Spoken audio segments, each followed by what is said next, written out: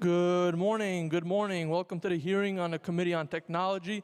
At this time, please silence all electronics. Silence all electronics. If you wish to testify, fill out a slip in the back of the room. If you wish to testify online, you may do so at testimony@council.nyc.gov. That is testimony@council.nyc.gov. Please do not approach the dais. At this time, do not approach the dais. If you need any assistance, please contact the sergeant. Chair, you may begin. Thank you. Good morning. Buenos dias.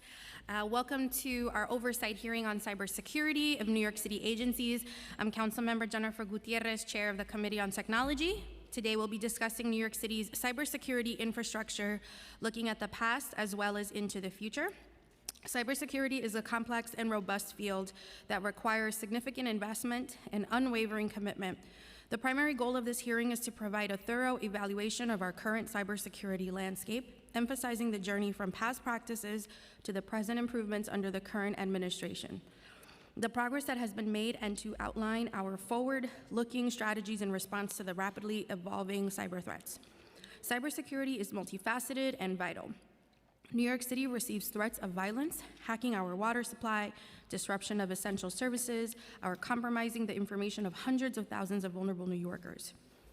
We must continuously address and adapt to these challenges, ensuring our systems protect the people not only from the threats of violence, but also from those that jeopardize their identities and their livelihoods if such information falls into the wrong hands. Cyber attacks on city infrastructure leading to data breaches are not just issues of technology. This is also an equity issue. The New Yorkers most likely to become victims of a cybersecurity attack on city agencies are the ones most reliant on our public institutions. If you receive benefits from HRA, received care from a health and hospitals facility, work for New York City, or have children enrolled in our public schools, that sensitive personal data is what's at stake here. To ensure public trust in our systems and operations, accountability and oversight of our cybersecurity protocols is crucial. In 2023, the Chief Information Security Officer of New York City Cyber Command reported that the agency receives up to 90 billion warnings weekly from across all city agencies, resulting in approximately 50 investigations each week.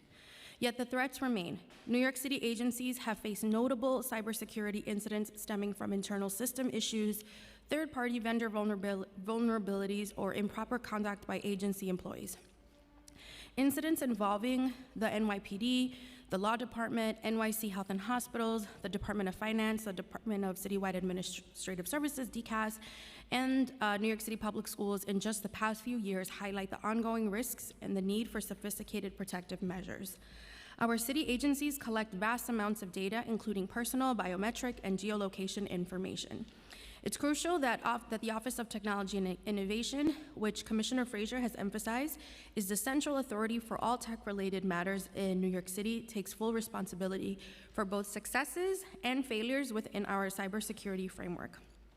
In this hearing, we expect full accountability and a clear outline of where further investments, staff, and improved processes are necessary. Our focus remains on equity, understanding how all residents are being protected from diverse threats. To promote responsible data practices, uphold individual privacy rights, and lay the foundation for a more secure, inclusive, and democratic digital future, we also will be considering the following bills in the Technology Committee. Today, Intro 217, sponsored by Councilmember Shahana Hanif, and Intro 425, sponsored by Councilmember Rivera, both addressing the use of biometric information, and additionally, Intro 539, sponsored by Councilmember Justin Brennan, addressing collection and sharing of geolocation data. I'd like to thank the Technology Committee staff, Policy Analyst Charles Kim, Legislative Counsel Irene Biopsky, my Chief of Staff Anna Bessendorf, and Senior Advisor Anya Lair for their tremendous work in putting this hearing together. I'd also like to recognize from the Tech Committee, Councilmember Holden. And now I'll turn it to Councilmember Hanif for remarks. Thank you, Chair Gutierrez, for holding today's important hearing and for including my bill, Intro 217, on today's agenda. I am proud that 17 members of the council currently sponsor this bill, including co-prime sponsors Chair Gutierrez and council members Rivera, Williams, Sanchez, Lewis, and Marte. Intro 217 would prohibit businesses and other places of public accommodation this includes music venues, theaters, supermarkets, from using facial recognition and other forms of biometric surveillance to verify or identify a customer. This measure is critical to combating wrongful discrimination. Facial recognition tools have consistently been shown to have significantly higher inaccuracy rates for people of color and women. This has resulted in people in these populations being falsely accused of wrongdoing and denied access to public spaces.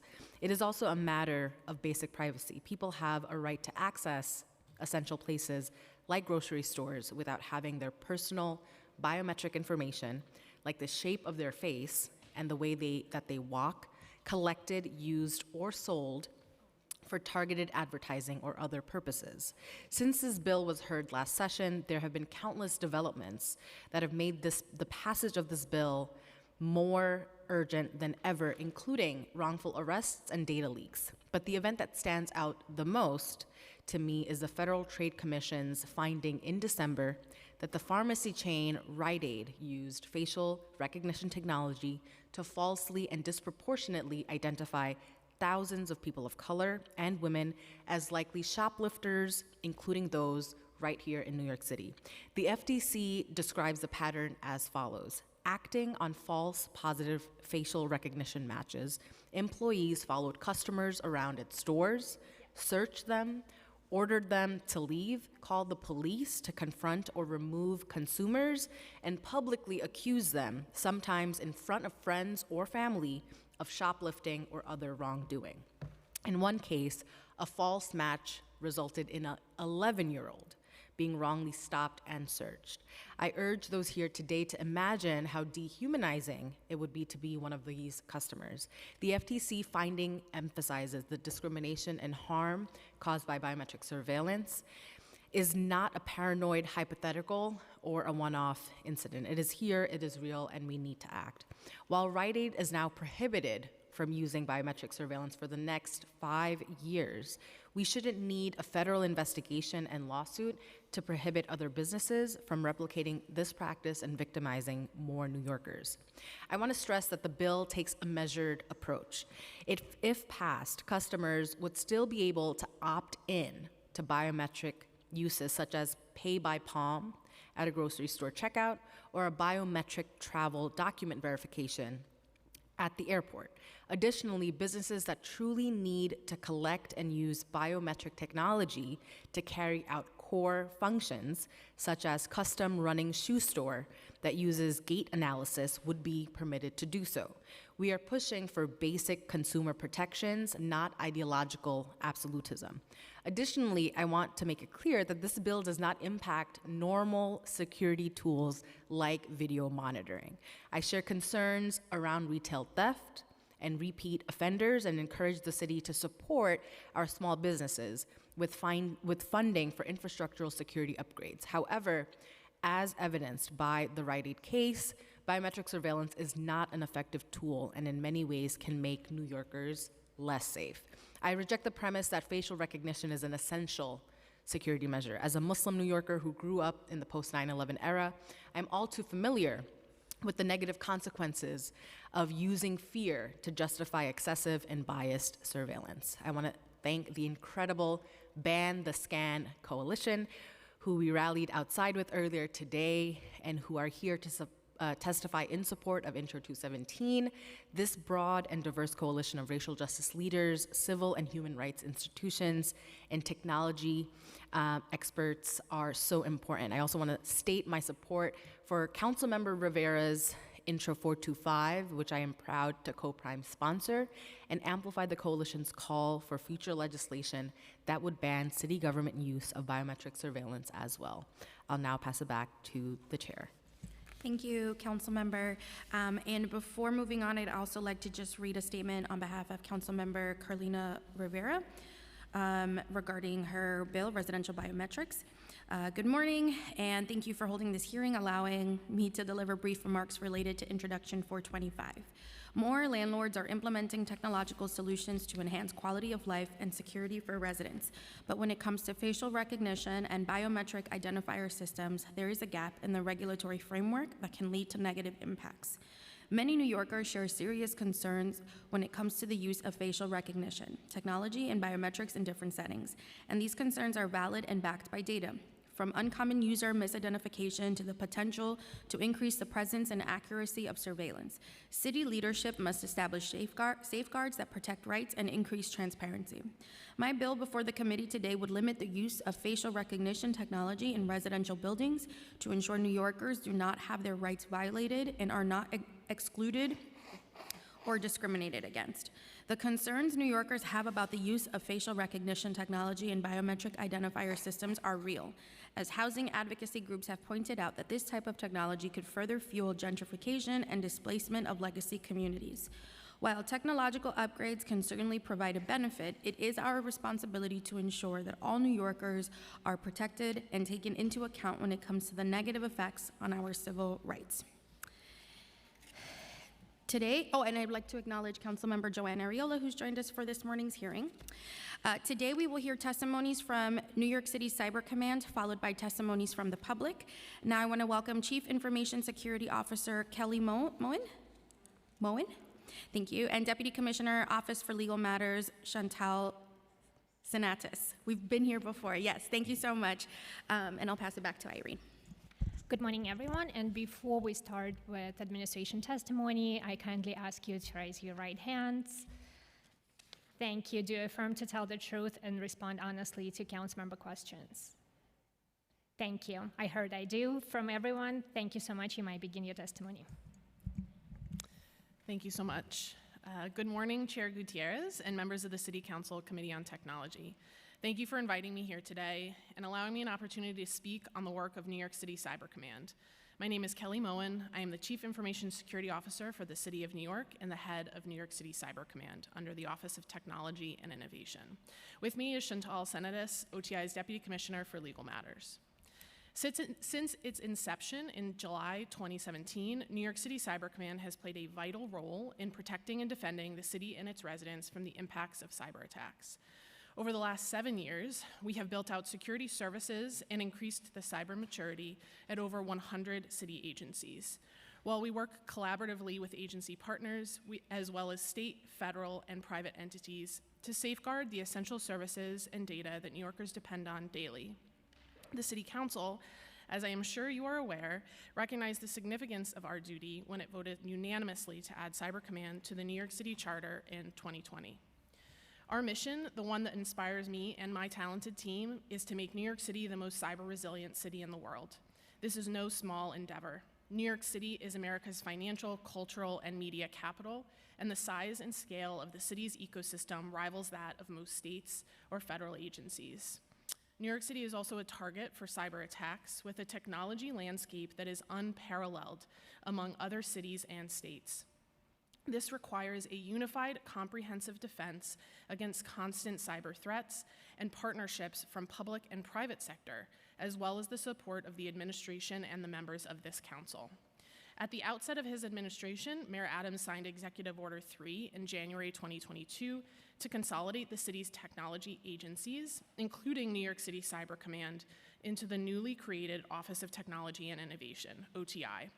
1 month later, Mayor Adams signed Executive Order 10, which further established the roles and responsibilities of Cyber Command, including setting information security policies and standards for the city, directing the city's citywide cyber defense and incident response, deploying defensive technical and administrative controls, and providing guidance to City Hall and city agencies on cyber defense. Executive Order 10 also directed each agency appoint a Cyber Command liaison to interface with us to strengthen collaboration and expand incident response capabilities. As a result, we launched New York City Cyber Academy, a specialized training program to bolster the city's cybersecurity workforce and enhance agency cyber capability. To date, we have graduated public servants from 50 city agencies in 3 cohorts, with the 4th cohort currently underway. In February 22, the same month that he signed Executive Order 10, Mayor Adams joined with Governor Hochul to launch the first of its kind Joint Security Operations Center in Brooklyn. This 24/7, 365 cybersecurity hub situated inside of New York City Cyber Command's Security Operations Center allows us to coordinate real-time efforts with city, state, and federal entities in ways that bolster the defenses of both New York City and the broader New York State. As part of New York City Cyber Command's role, we provide a number of services to city agencies and assist in implementation of key work streams to bolster agencies' cyber maturity. These range from technical controls, such as security tools, to administrative controls, such as policies and procedures. Cyber Command also has consistently worked with city agencies and elected offices to develop cybersecurity roadmaps that prioritize the critical cybersecurity work undertaken by these offices. In October 2023, New York City launched our Vulnerability Disclosure Program, VDP, the first of its kind for our city and the largest for a U.S. municipality, broadening the scope of the city's efforts to identify and address vulnerabilities within its publicly accessible digital resources. The VDP enables IT developers and security researchers to identify vulnerabilities within city-owned websites and systems and responsibly disclose them. It provides rules of engagement and guidelines for submission, and the program complements existing New York City Cyber Command initiatives that facilitate timely remediation of identified risks. I also want to underscore to the Council that our collaboration extends beyond government partners. Roughly 85% of U.S. critical infrastructure is private, so here in New York, we have focused on partnerships in the private sector as well. This means collaborating with banks, hospitals, utilities, among many others, to maintain our collective cyber resilience through cyber threat intel sharing and joint tabletop exercises. As the city's Chief Information Security Officer, I am honored to serve alongside my dedicated team and our city agencies in furtherance of this critical mission. New York City Cyber Command's expanded organizational structure and alignment within OTI have placed the team in a strong position to monitor and respond to wide-ranging cyber threats. But as we are all keenly aware, there is no time for victory laps when it comes to cybersecurity. The work is never over. There are no absolutes. There are no assurances that security and operational control measures will be successful in safeguarding against all cyber attacks. New cyber threats are discovered daily with increasing sophistication and complexity. In cybersecurity, minutes matter. Having strong partnerships in place prior to an incident across many different sectors are essential. And cybersecurity is a team sport, and New York City Cyber Command is only one part of that team. Through continuous education to increase awareness of social engineering tactics, our cyber-aware city workforce is also a key line of defense to help prevent cyber attacks. They stand vigilant and trained to report suspicious activity expeditiously. As we look to the future, we will continue to promulgate a holistic approach to strengthen New York City's defenses and adapt to a constantly evolving landscape. I will now turn briefly to pieces of the legislation for today's hearing.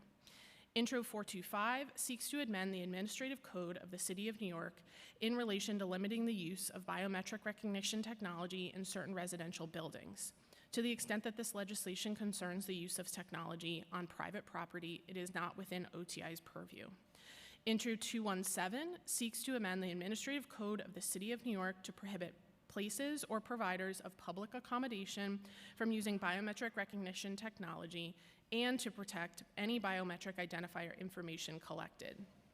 To the extent that this legislation has specified that it does not apply to the use of biometric identifier information by government agencies, employees, or agents, it is not within OTI's purview. While OTI is unable to take a position on these bills, we want to underscore the administration's commitment to work with City Council and ensure the proper balance of privacy and public safety within emerging technology. Intro 539 seeks to prohibit telecommunications carriers and mobile application developers from sharing a user's location data with another person if the location is within New York City. This bill would also impose monetary penalties for violation of the provision and proposes that the Department of Information Technology and Telecommunications enforce this measure. Although OTI supports the Council's efforts to address privacy concerns, implementation of this legislation as drafted would not be possible. OTI would welcome discussion related to the intended framework for enforcement under these provisions.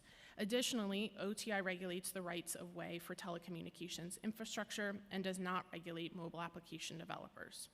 I want to thank Chair Gutierrez and the committee members for your time and the opportunity to testify. I'm happy to take any questions.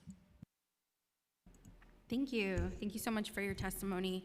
I'm just going to jump right in, and you all let me know. Oh, I'd also like to recognize Councilmember Bottcher, who sits on the Technology Committee. So thank you again for your testimony. I wanted to start with just kind of the lay of the land with the city cybersecurity program. Commissioner Frazier multiple times has stated, you know, that it lives with OTI. Every single agency's cybersecurity safety plan lives with OTI. Does every agency have someone assigned to cybersecurity or a contact person, just to kind of give us the visual? Sure, absolutely. Thank you for that question, council member. So every single city agency has a security professionals embedded in that agency, and also with the Executive Order 10 has established a cyber command liaison as well.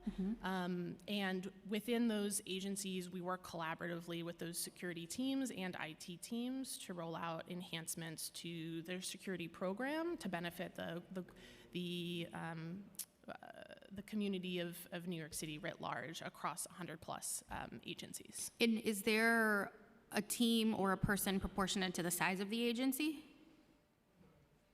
So I'm interested in PD and DOE, these are, or public schools, these are larger agencies. Is there a cybersecurity team or a person in those instances? So it's going to span and vary depending on the agency. We have smaller agencies with smaller teams, and then we have larger agencies with larger security teams as well. Okay, and those agency teams or individuals, they communicate with OTI regularly, frequent?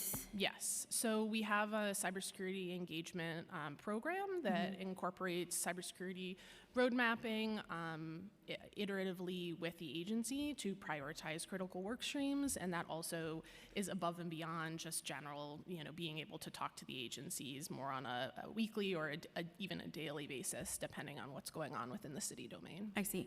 And is there more frequency in conversations with agencies that have experienced some kind of breach or incidents in the past, particularly New York City Public Schools?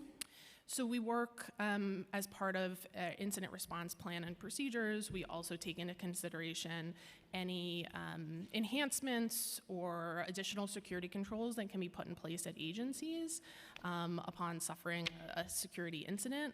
And that is not just routine that takes place, but also something that we look to always prioritize within any agency when we see that there could be improvements to be made. Okay, thank you. And I know that Health and Hospitals is not directly a city agency. Do you all have kind of control or a sense of cybersecurity there in the same way that you do with any other city agency, or what are the dynamics there? Thank you for that question. I think the reality of the world of cybersecurity within the city's domain is that New Yorkers don't entirely care which agency might be impacted by an incident, and they typically feel very deeply when incidents impact them directly. And so our job as the Cyber Command is to work with that broad term of agencies, including Health and Hospitals, to understand what the cybersecurity posture is embedded in that organization and how we can assist to further develop maturity across the cybersecurity journey of all of the agencies, including those that might not properly fit directly within the city's domain. So would NYC Health and Hospitals have their own cybersecurity program and protocol, and do they not have to be in communication with OTI? They are in routine communication with us. It's a shared responsibility across all agencies, and so we partner with them, not dissimilarly to any of our other agencies. They do have an internal security team, just like other agencies do as well, and that close partnership continues to promulgate day to day on a weekly, monthly basis, depending on the topic. Got it. And what are some other examples of agencies similar to H&H that you all coordinate that are public, private? Is EDC one of them? Do they fall under your portfolio of cybersecurity program? We've provided support to agencies like EDC as well. And again, those key work streams that I mentioned in my opening testimony really span from some of the some controls that agencies can put in place due to enhanced configurations, all the way to deployment of tools. So it really can span depending on the agency and what type of support and help that they need. Okay. Can you, regarding your particular unit, how big, what's the head count for your particular? We're sitting currently at over 100 employees. Okay. And do you have, is that the full capacity? So we are actively recruiting for vacancies. We have a handful of vacancies. You've had, sorry, say that again? We have a handful of vacancies that we're actively recruiting for as well. How many vacancies do you think? I can get back to you with the exact number. It's not a very large number, but we're actively recruiting for those vacancies, and then we're also working with OMB to prioritize onboarding of new hires as well that we are in the pipeline. Okay. Do you experience any difficulties recruiting talent? Thank you for that question. The cybersecurity workforce globally, I think it's in the public domain, it's very well known that there is absolutely a gap in the supply and demand of the cybersecurity professionals just market-wide. I think the last statistic I saw was 4 million professionals there's a gap of between supply and demand. I think in the US it's hitting around 450,000 open positions that folks are recruiting for within cyber.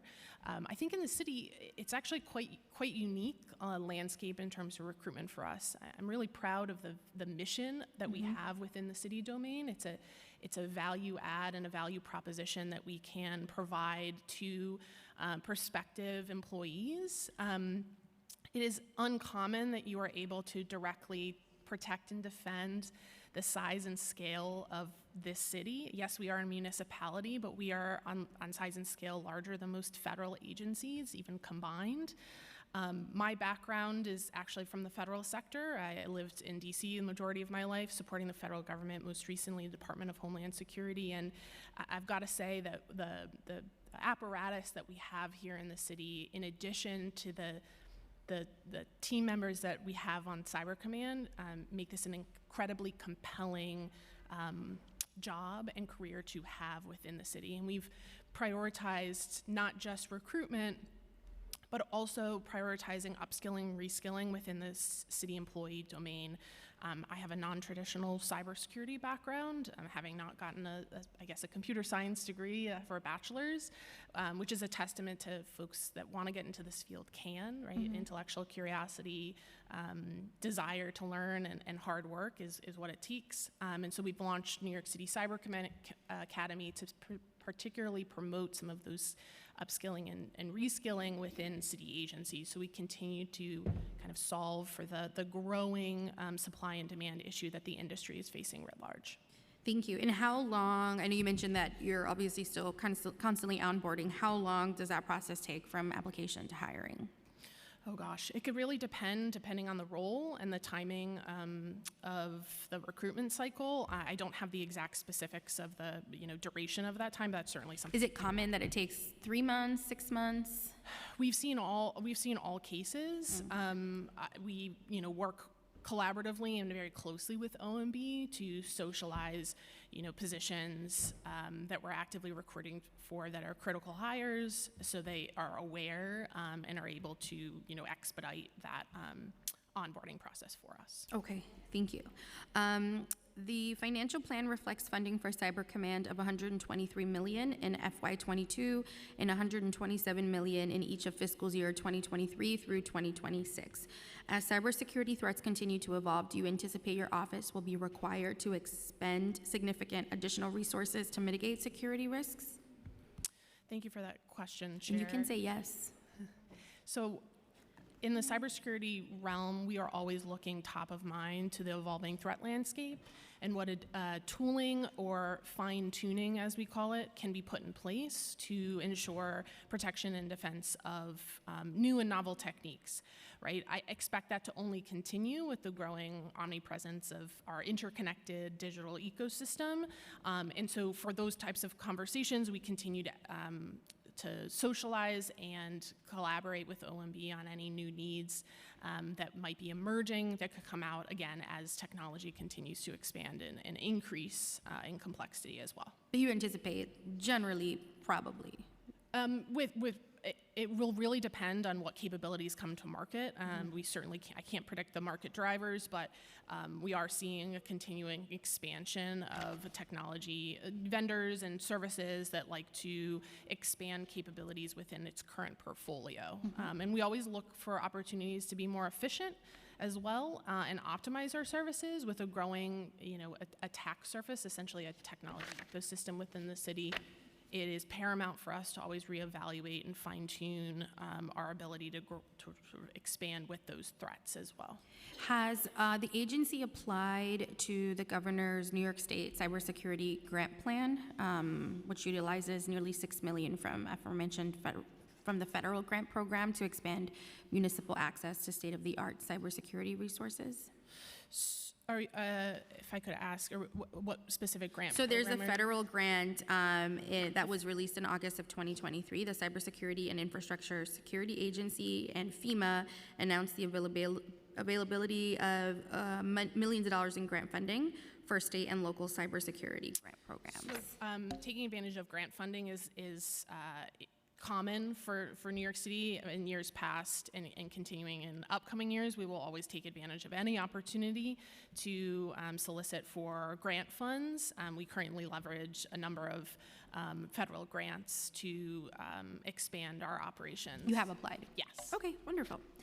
I'm going to dig into this deeper, but would love to just kind of start how your office receives and addresses tips from the public, any kind of cybersecurity or security issues from the public. From the public. So it could be a number of different cases. We've gotten, we've actually gotten tips from the public or questions about cybersecurity from the public in a number of different ways, whether that be through downstream at each relevant agency who might be receiving a question, or it could be from elected offices, for example, who've reached out and asked for Is it just an email or what?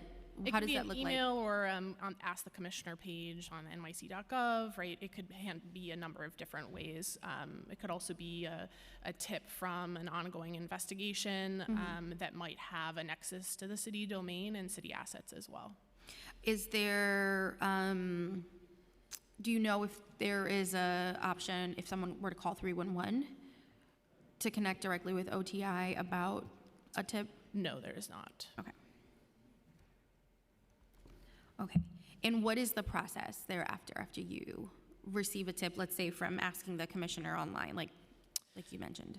So if there's a nexus to city assets or city data, city employee information, right, we'll continue to investigate to determine whether or not it is a valid either vulnerability or data disclosure, right? A security incident can come in a number of different forms, so we have procedures in place to essentially analyze, investigate, and then provide response and remediation actions should it be necessary. Okay. And do you know what the turnaround time is specifically on like the agency's website for like drop a message for the commissioner? I can't speak to that directly, but I do want to say the majority of New York City Cyber Command's role is focused on New York City agencies and potential cybersecurity incidents that are impacting city employees and the nature of that through city assets and city data. So the large majority and predominantly our role consists of engaging agencies to analyze and investigate cyber incidents should they come up. Okay. So you're saying that in those instances, they would know how to communicate more directly with OTI? Because it's coming from city agencies and staff?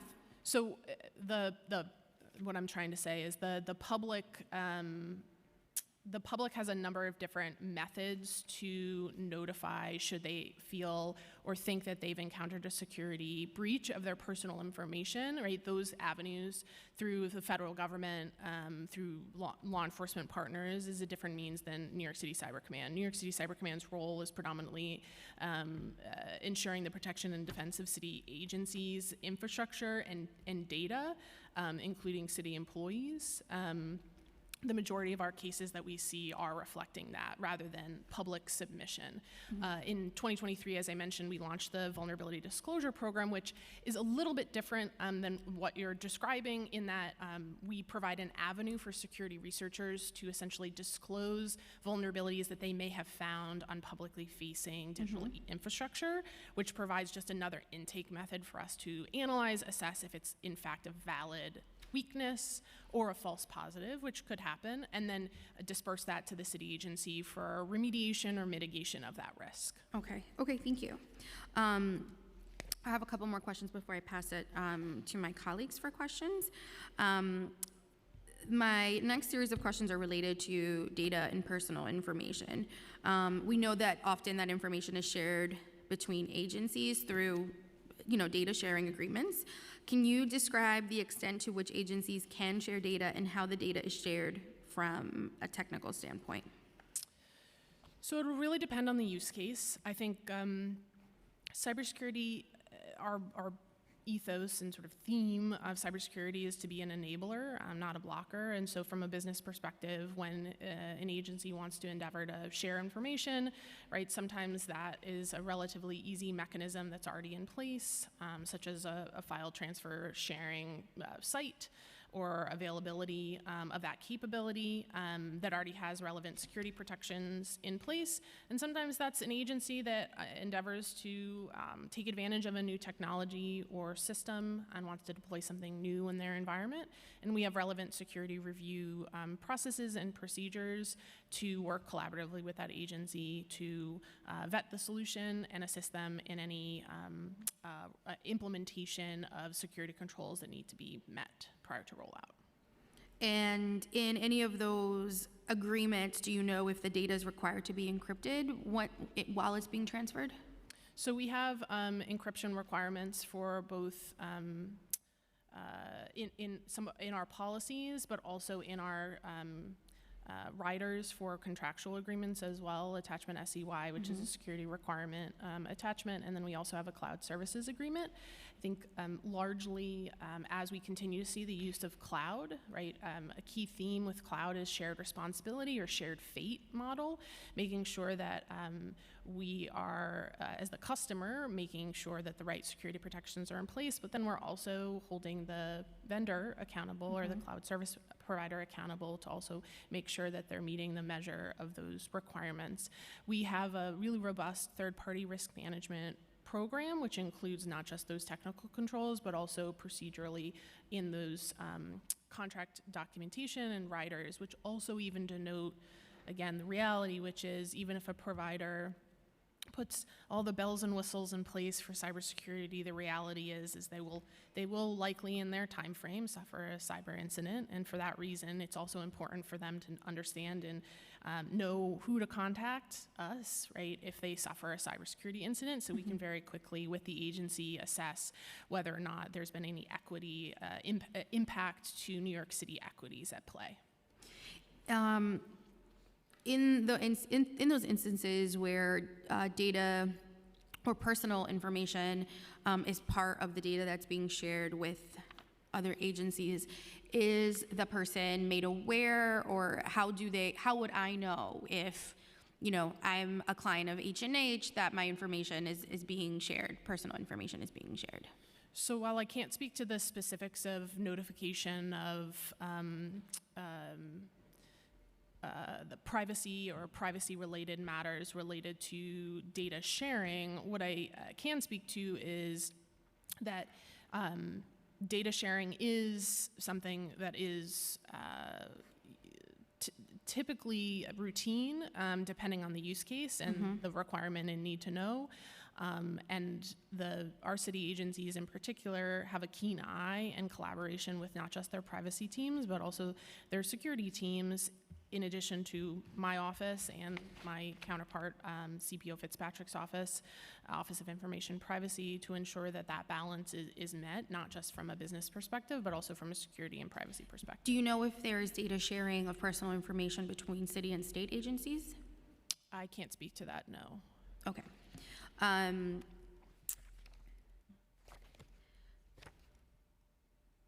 Sorry. I wanted to ask, do you know if any and what agencies currently use facial recognition technologies? I appreciate the question, Chair. I'll have to get back to you. I unfortunately don't have that right in front of me, but I'm happy to get back to you with that. Okay. Is that something that would fall in any of agreements between agency to agency? If an agency is utilizing facial recognition technologies, that's something that OTI should be made aware of?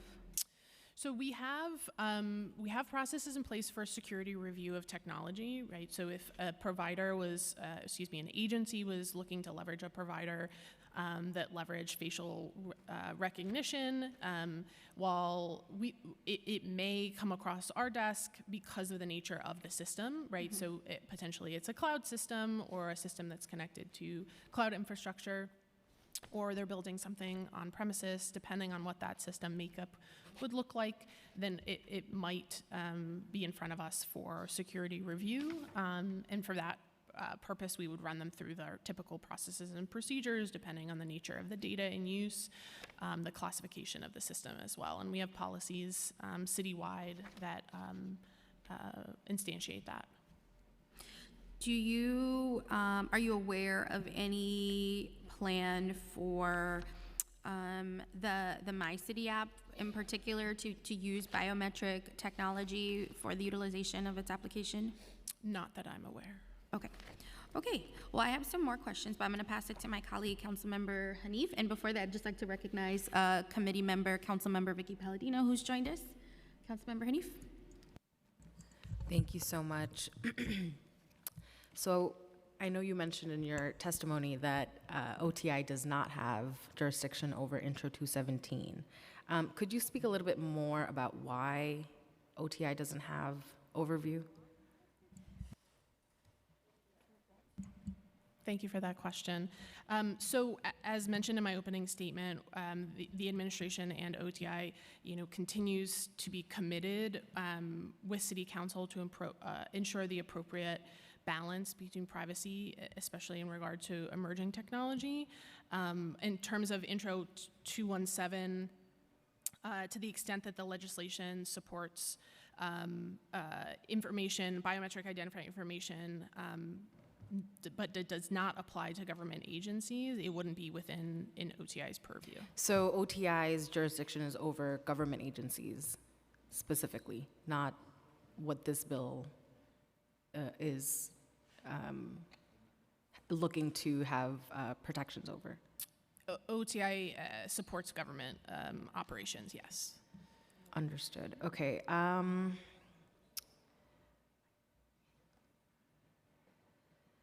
This is the second time that this bill is getting heard. This is a reintroduction from last session, and last session as well, the administration did not send the adequate city agencies to really speak on behalf of Intro 217, well, what is now Intro 217. And, it is the council's interest. It's within our interest to want to work with the administration, as you've mentioned, to have a balanced approach on New Yorkers' privacy, and it's imperative that New Yorkers understand what the administration's position is on this piece of legislation, though I understand that OTI specifically does not have oversight. But I just want to put on the record that this city council wants to work with the administration in the legislative process for Intro 217 and the other pieces of legislation, which was mentioned that, again, OTI does not have overview, but this process right now is making it very difficult for us to really advance what would be protections for everyday New Yorkers. So I'm just disappointed that, once again, for the second time, the administration did not send representatives to this hearing who could provide pertinent testimony to this bill and the others on today's agenda. Chair, I'm going to pass it back to you, and then I'll probably... Okay. Thank you, Councilmember Hanif. Councilmember Holden has questions? Yes, thank you, Chair.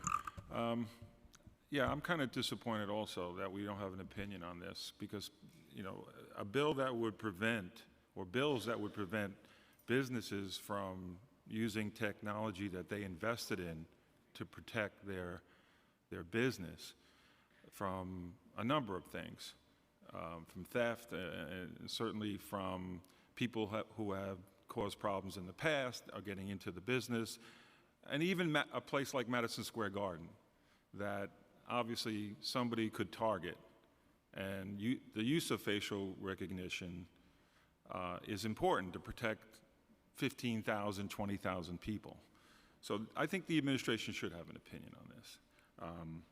But the fact that you said you don't on both bills, can you discuss how biometric identification tools are used to improve public safety right now in New York City?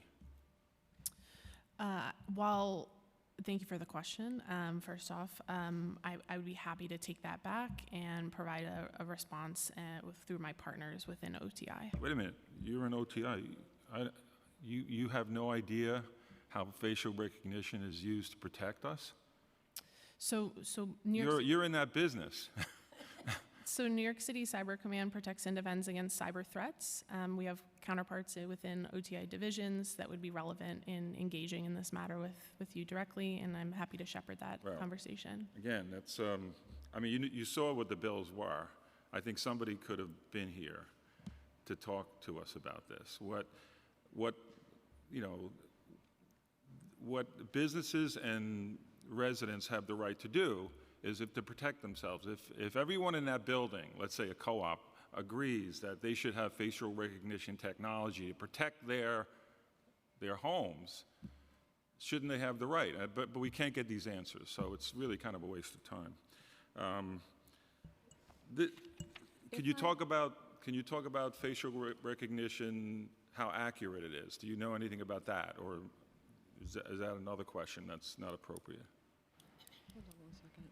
If I may, council members, with respect to what our position is on biometric technology and all emergent technology, we are generally considering the dynamic technology and how it winds up affecting the public with respect to their public information and also public safety. However, given the fact that our authority is over city agencies, we can't opine directly with respect to this. However, if you want to have a more robust conversation about what we would recommend considering as part of. Wait a minute. First of all, we're not asking. This is something that's under your purview. This is something. Facial recognition is part of your arsenal, right? No.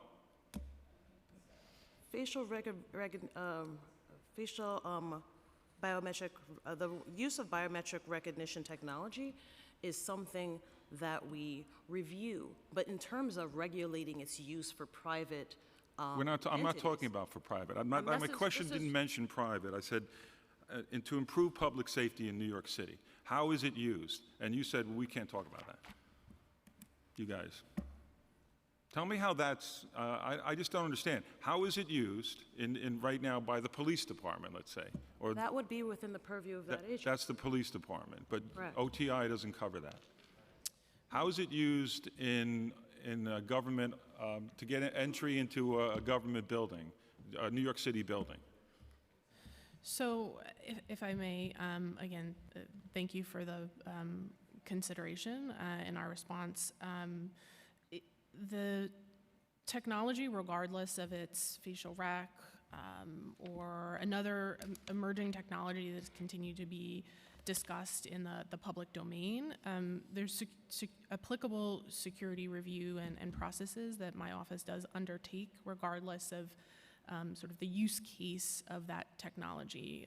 And so to DC Senators' point, having and shepherding those conversations with the business owners or the use case of those agencies that are potentially leveraging that type of technology would be pertinent. I can certainly speak to you our security processes and review to ensure the protection of the underlying data at all sensitivity levels. But that is what we are able to discuss today. Thank you, Chair.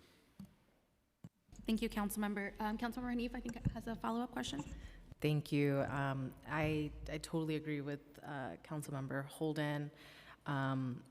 This is quite egregious and very disappointing. I just want to add on. Could you expand on just the position that OTI has on facial recognition as a tool used by city agencies? So while I can't speak in particular to facial rec, emerging technology writ large, right? The commitment to balancing both privacy and security. What are emerging tech? Emerging technology could be the use of cloud, it could be facial rec, it could be So Internet the- of Things devices. The administration doesn't have like a parameter as to what you all think about facial rec, what you think about cloud, what is there like pros and cons that you're considering as you are all looking into utilizing these mechanisms? Just like any new or emerging technology comes into play, there are always considerations from both the business lens and the security lens that we do take into consideration. Obviously, my office is predominantly focused on cybersecurity threats in the evolving landscape. And so as technology continues to be used, even not just for public sector, but also private sector, those cyber threats continue to evolve. My office's responsibility is to ensure we have adequate protections and defense in place. So who within the office leads on understanding what the consequences and what the positive outcomes are of biometric surveillance? It would be a collaborative effort with a number of different offices, including agencies. Which are? A few come to mind, including OTI's participation from a technology perspective, but also agencies that are endeavoring to use that technology as well. That's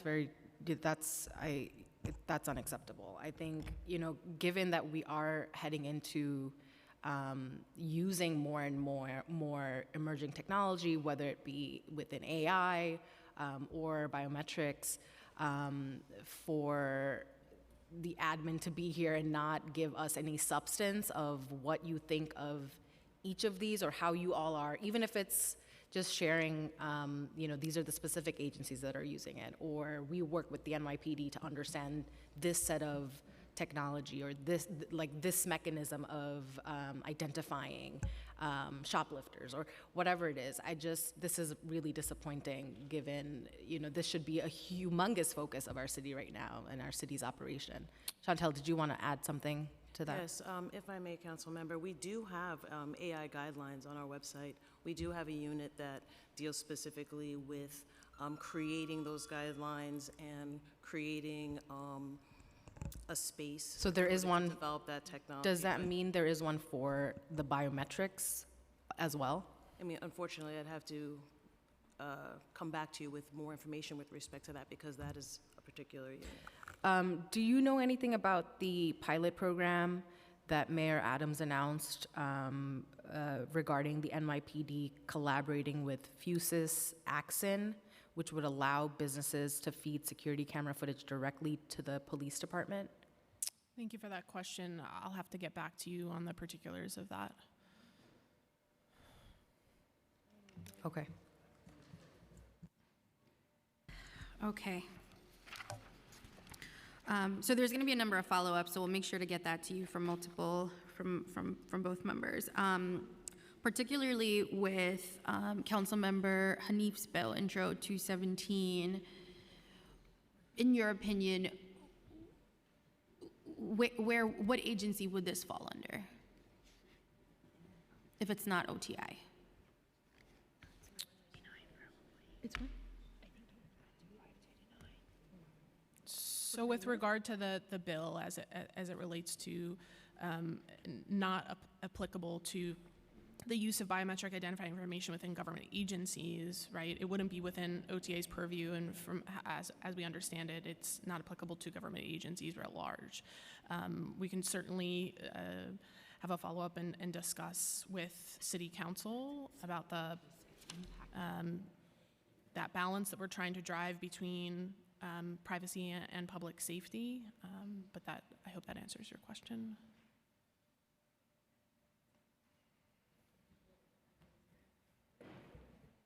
Question? Okay, Councilmember Hanif. Thank you, Councilmember Gutierrez. So given that this is technology that is impacting New Yorkers, when they are experiencing an incident that is discriminatory or biased as a result of this technology, who do they report to?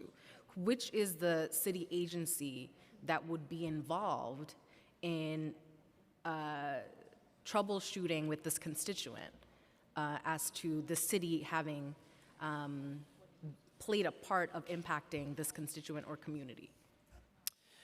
So if I'm understanding correctly, if we're talking about a private sector entity that is leveraging technology that then a New Yorker feels they have been impacted by, right, there would be a number of different avenues that would be, depending on the use case of impact, right, and those would largely depend on, again, on that use case. So it's difficult to give you an answer directly without understanding the details behind it, but we can certainly discuss in further detail the intent of the bill and again, the commitment that we have to strike that balance that's oh so necessary in our world of continuing evolving and emerging technology. And what's the balance that you're talking about? And the balance between privacy and public safety. Which is, like, how are you all understanding that balance? That there should be one, given the fact that emerging technology continues to provide, considerations for both benefits and potential considerations that don't benefit, right, the individual that's taking advantage of that emerging technology. So in the example of, I'll just provide like an example to my previous question. A supermarket is using biometric technology, and I go in and first I get like alerted, a red alert comes up saying that like I'm a shoplifter, and I refuse that allegation and I want to file a complaint. And so the agency that would administer or support me as a constituent, which agency would be involved in that incident? Thank you for that question. At this time, I'm unable to give you an agency name, but I am happy to take that back and with my partners, not just at OTI, but more broadly the city agency community, and assist in finding a solution to that question. Got it. Yeah, I think it's imperative for the city to have a response to this, and for OTI to know very clearly which city partner would be involved in a case like that one, but there are countless cases. And in my testimony, I described Rite Aid, which we are all familiar with, and the abuse that is happening by facial recognition technology, when it is totally incumbent on the city to be responsive to both when, let's say, this person decides to file a police complaint. Is NYPD then investigating, and then what does that investigation look like? And does OTI have a purview and partnership with NYPD? Or for the city to have an analysis of its businesses using this kind of technology that threatens the security and safety of our communities before a crime has happened, right? This is someone who is getting alleged to have done something without there being any substantial proof. So those are the two pieces that I'd like some answers, some tangible answers from the administration, because I do think this is an issue that concerns our city, and the administration should have a response and a position on biometric technology. Thank you. Thank you, Councilmember Hanif. I believe Councilmember Palladino has questions. Good morning, and thank you for coming. About 20 years ago, I probably would have said no to any kind of cyber anything, recognition, facial recognition, anything, because it's an invasion of one's privacy to a point. However, living in the days that we're living in right now, I believe it's absolutely and should be required. For, as my colleague brought up, there's several different layers of it.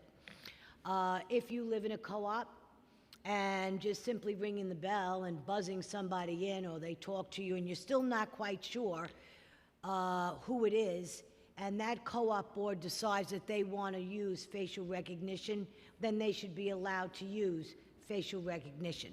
I believe facial recognition should be in every government building that we have today, if that's required. I believe our police force should be allowed to use facial recognition for the simple reason being it's a more accurate way of asking somebody for just a description of someone. It led to a lot of wrong arrests, and undue prosecution. I mean, there was prosecution that was done to people that were innocent. Facial recognition is 100% or 99% accurate. I'm curious, though, I do have a concern. You know, when we go to the bill that's being introduced by, it's 539, as a parent, you know, they're using technology to track their kids. That's a must. Are there warnings on the apps that will let the people know that their location data can possibly be shared with a third party? That I have a problem with. Also, what is an example of a third party that data would be shared with? And just to be clear, I don't agree with any of it. I find it kind of creepy. I want to know what my child is doing, but I don't want anybody else to know what my child is doing or where my child is. That's my business. There's also a financial question. Who is going to be responsible for the financial burden put on businesses and landlords that have already invested in biometric identification data technology, as they would be asked to remove or to replace or to adjust their current BID technologies? Privately owned anything should be allowed to do whatever they want. If they want to have facial recognition, they should be allowed to have it. I voiced my opinion already, and it's a must-have tool for our police department. And anybody who's got a problem with that, that's really too bad. Thank you. Okay, thank you. Do you want to respond to any of that? Sorry. Well, I asked about financial. You want to go to that? Who's going to be responsible for the financial burden put upon businesses and landlords? Who are the third parties? You know, what's that? Who are the third parties? Who are the third parties in sharing data? That's question 2. And I know there was a third. But go ahead, we'll start with those 2. So while I can't speak to the financial burden that you referenced, as far as Intro 539 in particular, OTI and the administration would welcome any and ongoing conversations related to the proposed implementation framework as it relates to this particular bill. In particular, having a greater understanding of what that framework, the intent of the council's proposal would be in terms of a framework. As I mentioned, OTI does regulate the right-of-way for telecommunications infrastructure through our franchise group, but does not regulate mobile application developers. So that would be a conversation we would love to have. Okay, concerns for cyber attacks on our infrastructure by terrorists. Is our country equipped to handle an infrastructure cyber attack? I don't think so.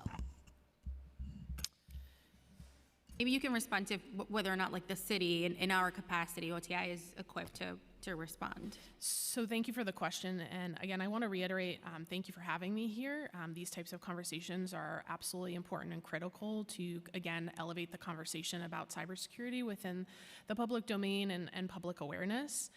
New York City ecosystem is vast and complex. We have to protect everything from the most basic technology, think your Windows device at home, your Windows workstation, all the way to the more advanced, such as industrial control systems. That mission is incredibly important to us. We endeavor to make New York City the most resilient city in the world, and we do that in a number of tangible ways. I do think it's important in this particular space, what I can disclose, again, in the public domain and in our world, the cybersecurity industry writ large, we're continuing to see trends of threat actors that attempt to trick users through social engineering tactics to click on malicious links or documents. We have to contend with a number of threat actors. 3 that come to mind in terms of threat groups or hackers or threat actors that endeavor to promulgate some of these attacks within, broadly, globally. One, we have to contend with attackers like hacktivists who are promoted and are fueled by activist and activist causes, right? We have to contend with cyber criminal groups, which continue as an industry, continues to be omnipresent within the domain, right? These are threat groups that actively are attempting to gain financially through cyber attacks. And then the third, which again, I think it is important to discuss openly, and again, this is public information, but threat groups such as advanced persistent threats, and those are highly sophisticated threat actors, incredibly well-versed in cyber attacks and intrusion methodologies. In particular, our city continues to be hyper-focused on all threat groups that attack any public or private sector entity, but in particular, there is continued cybersecurity advisories from the federal sector and international partners that have been released related to a threat group known as Volt Typhoon. And the reason I bring that particular threat group up is because we're continuing to see targets against critical infrastructure being omnipresent in the industry. This particular group, as one type of advanced persistent threat, uses tactics that we call living off the land. It's essentially where a threat actor attempts to hide in plain sight of devices, using tools on your computer that your system administrators would normally use, right? Known good applications essentially behaving badly. And so this particular threat actor and these living off the land techniques, camouflage techniques that threat actor use are obviously more sophisticated types of techniques, but it's still those that we have to contend with. And as the rise of critical threats against critical infrastructure, in particular utilities, waste and water systems, it is paramount that we have partnerships and collaboration in place to protect against those attacks and defend and then recover from them as well, to make sure that we're focusing not just on defense and protection, but also on our incident response capabilities, which includes tabletop exercises with private and public sector partners to, again, continue to practice incident response techniques and protocols should we suffer an attack at any size or scope of any magnitude. Those are just a couple examples of what public and private sector entities have to contend with from a threat attack perspective. I'm incredibly proud of the team that we had and what the abilities that we've been able to build over the last 7 years with regard to security services and partnership, quite frankly. Can I'm just gonna ask a couple more questions and then pass it to Councilmember Arreola. I'm glad you finished on the partnership piece. What can you tell us about OTI's current stage of partnerships with small businesses or other companies that operate to digitally protect infrastructure? Thank you for the question.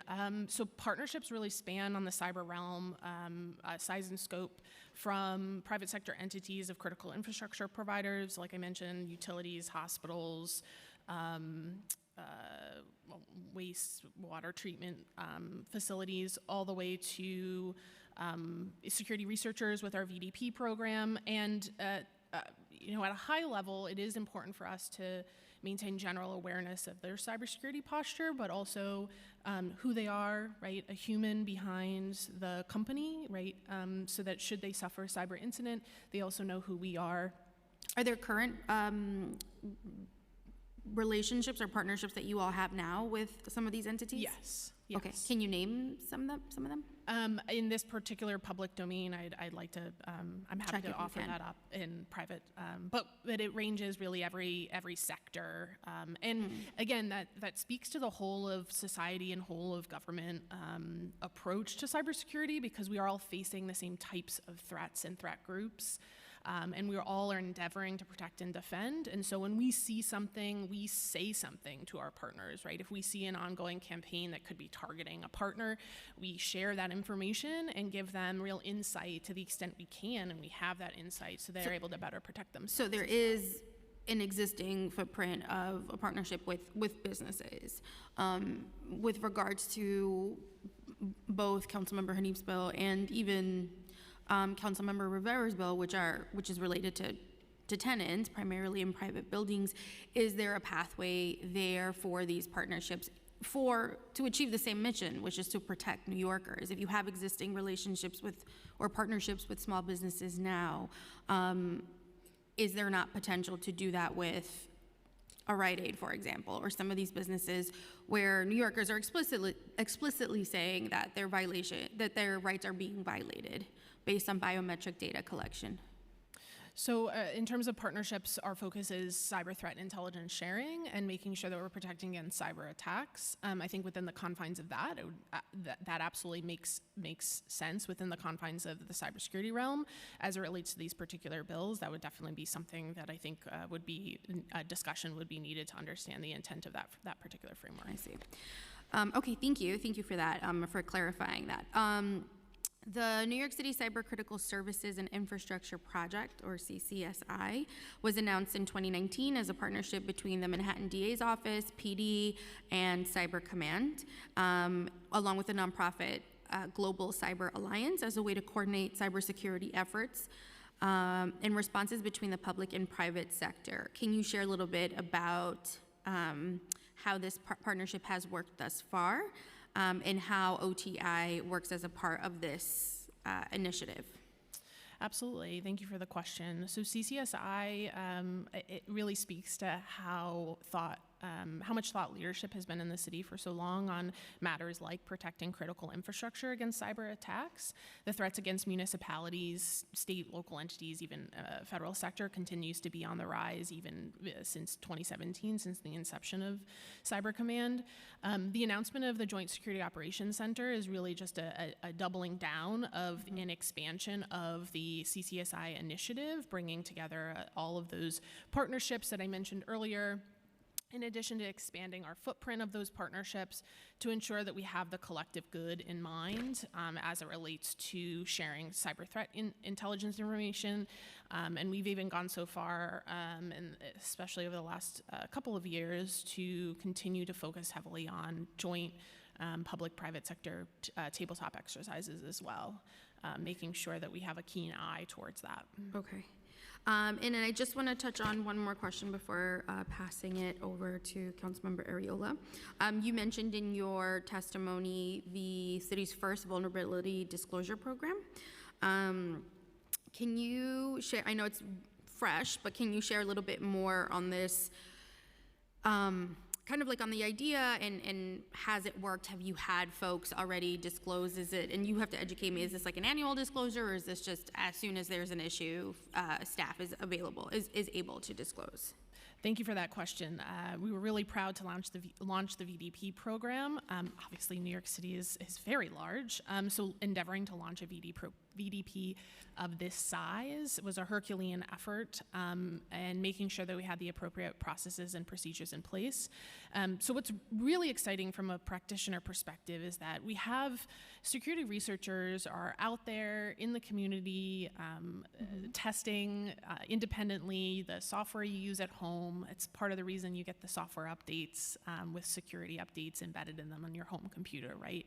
And so when they identify that there could be a vulnerability that is located within the city domain infrastructure, more specifically public-facing infrastructure, so our public-facing websites that New Yorkers interact with on a daily basis, they are able to submit the technical details of that exploitation that they believe is valid to our team, and we are able to assess whether or not it is in fact valid and it's in fact an exploitable vulnerability or weakness in the system.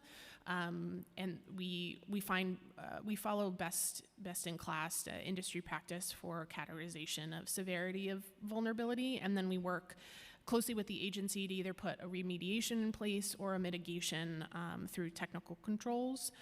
And then once fixed, we also are able to give a head nod to that security researcher on our public-facing portal that says they were able to find something. While we don't reveal obviously the specific content of the exploitation for obvious reasons, we don't want threat actors to actually have insight into those vulnerabilities in particular. They are able to get an accolade on the website that says they were able to fix things. And we've done quite a bit to promote the program, but it is still early on in its tenure. So we have identified, our security researchers have identified a handful of vulnerabilities that have been able to be mitigated, which is a big success for us. Again, a partnership with the industry writ large is paramount because we are so big. It takes all of us as a team to be working together to protect and defend. And I anticipate that will continue to exponentially grow as the program with engagement such as this continues to be in the public domain. Can you share how security researchers are able to submit vulnerabilities?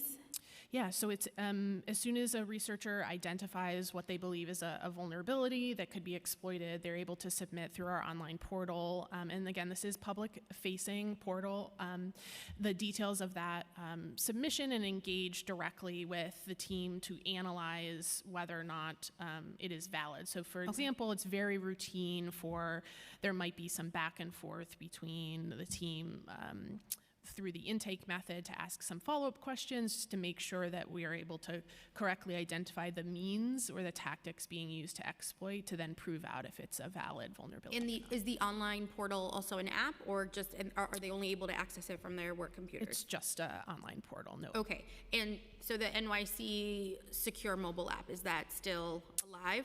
NYC Secure is absolutely our mobile app. So for those of you who might not be aware, we offer a free mobile app for New Yorkers to protect themselves against mobile threats.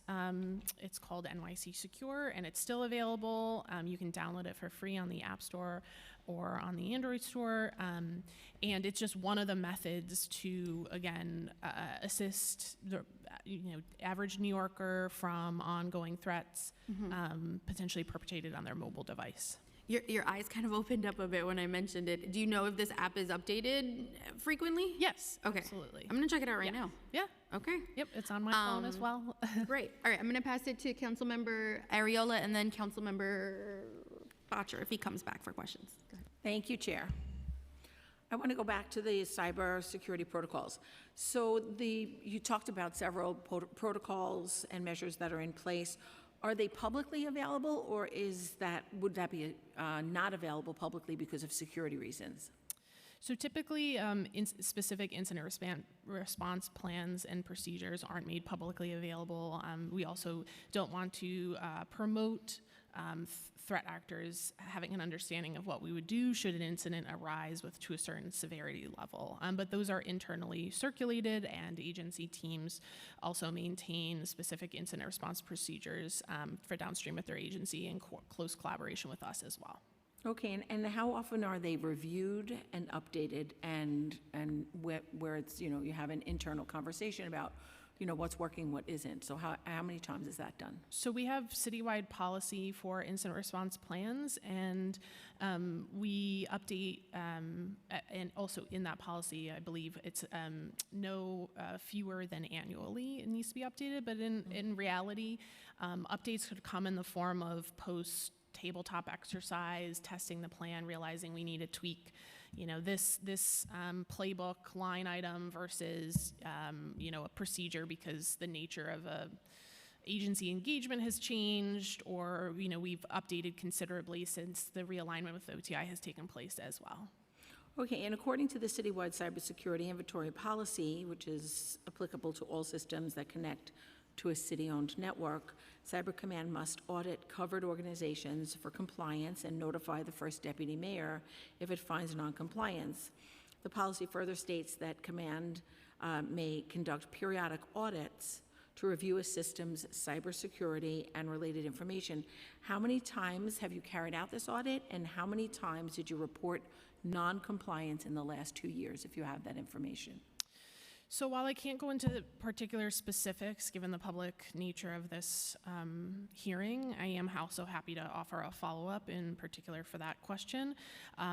We routinely engage any method, really, including audits and assessments, to understand evolving cyber landscape and posture of our city agencies, including their journey in maturation, right? As I mentioned before, our agencies span from smaller to larger agencies, and also in complexity. And so making sure that we're partnering with them to engage and promote cyber maturity and enhancements at the agency is paramount, which is why we have a cyber road mapping process that actually takes into account any findings or weaknesses that we've identified or third parties have identified that can be improved. And we implement those into our collaborative roadmaps that we work with agencies to develop, so then they implement those remediations or mitigations as a prioritized work stream.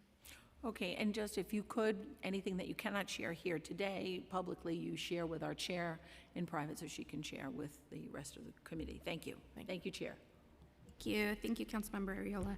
I will ask some questions until Councilmember Boucher gets back.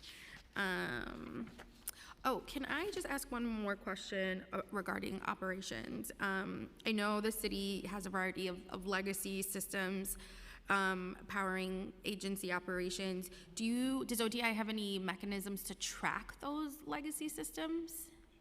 So as technology modernizes, including specific software or hardware that becomes end of life per se, that is something that we typically have visibility on and are able to track remediation of.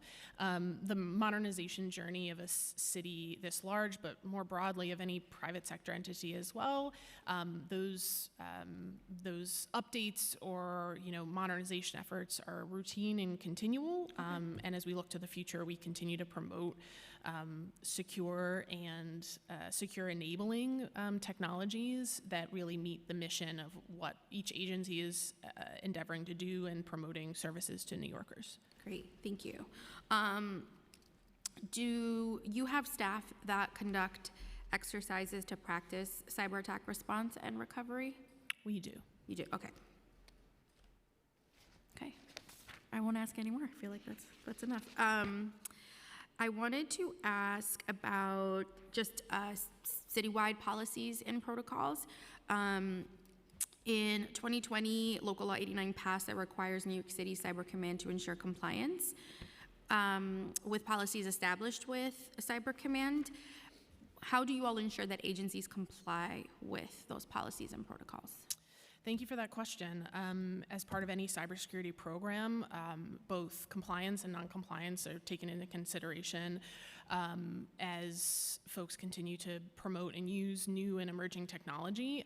We have escalation procedures in place and timeframes for remediation that are leveraged to ensure that there is a balance of both security and business operations. We do have an understanding that no system is 100% secure because we have users, right? We need to be able to operate on a device.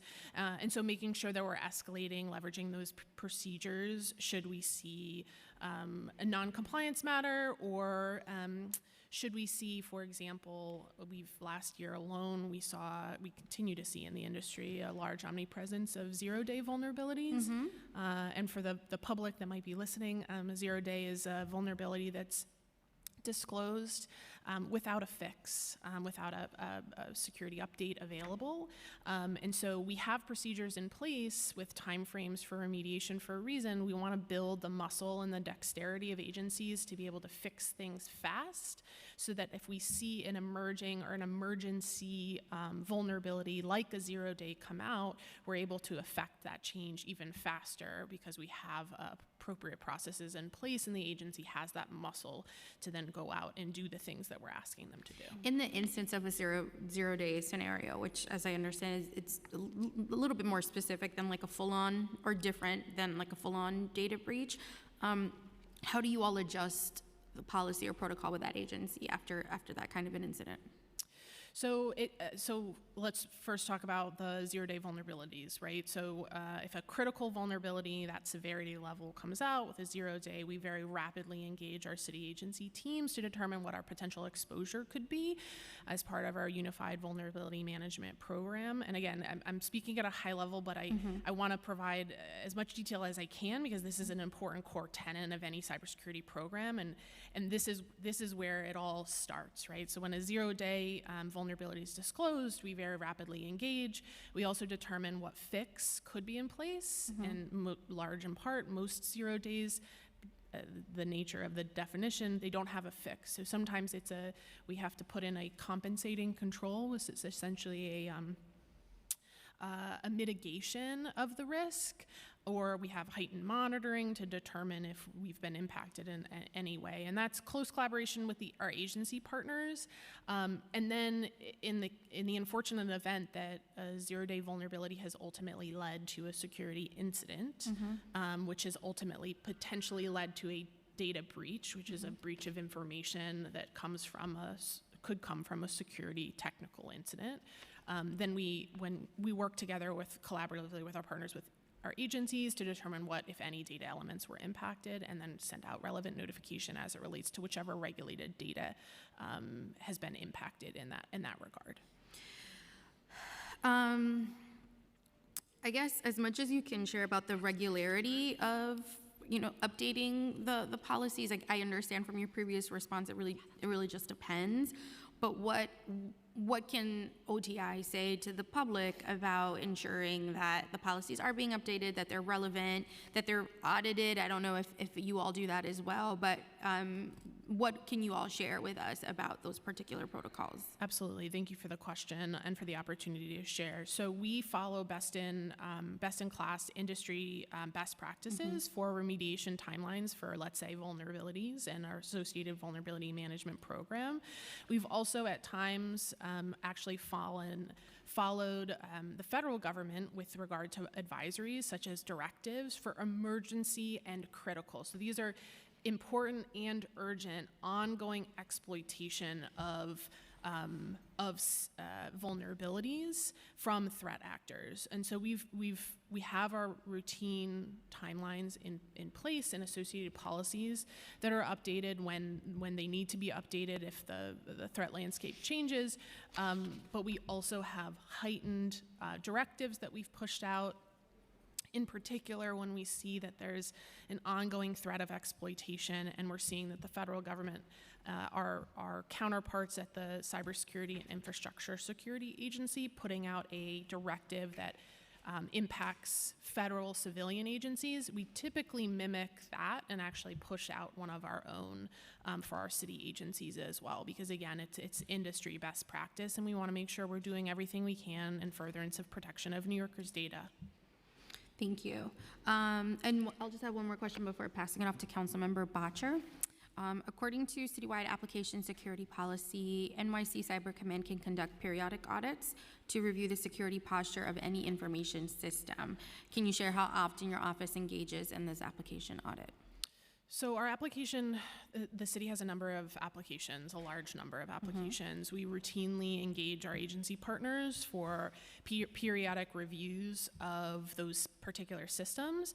We also, and I think it's important to note this, right? So we also engage for assessments or heightened reviews of systems should we see that there could be an ongoing threat that could potentially impact that system, right? We have a whole of defense in depth approach is what we call it in the cybersecurity world, to all systems that are built within the city, and that's not just us, that's also our agency partners. But I'll give you an example. So over the last few years, again, given the geopolitical drivers and what has been happening in the world with multiple protracted conflicts in multiple areas of the world, the threat landscape has continued to evolve. Tactics that really have been used historically, like denial of service, where it's a threat actor's attempt to shut off access to a system that is used by, in this case, the public.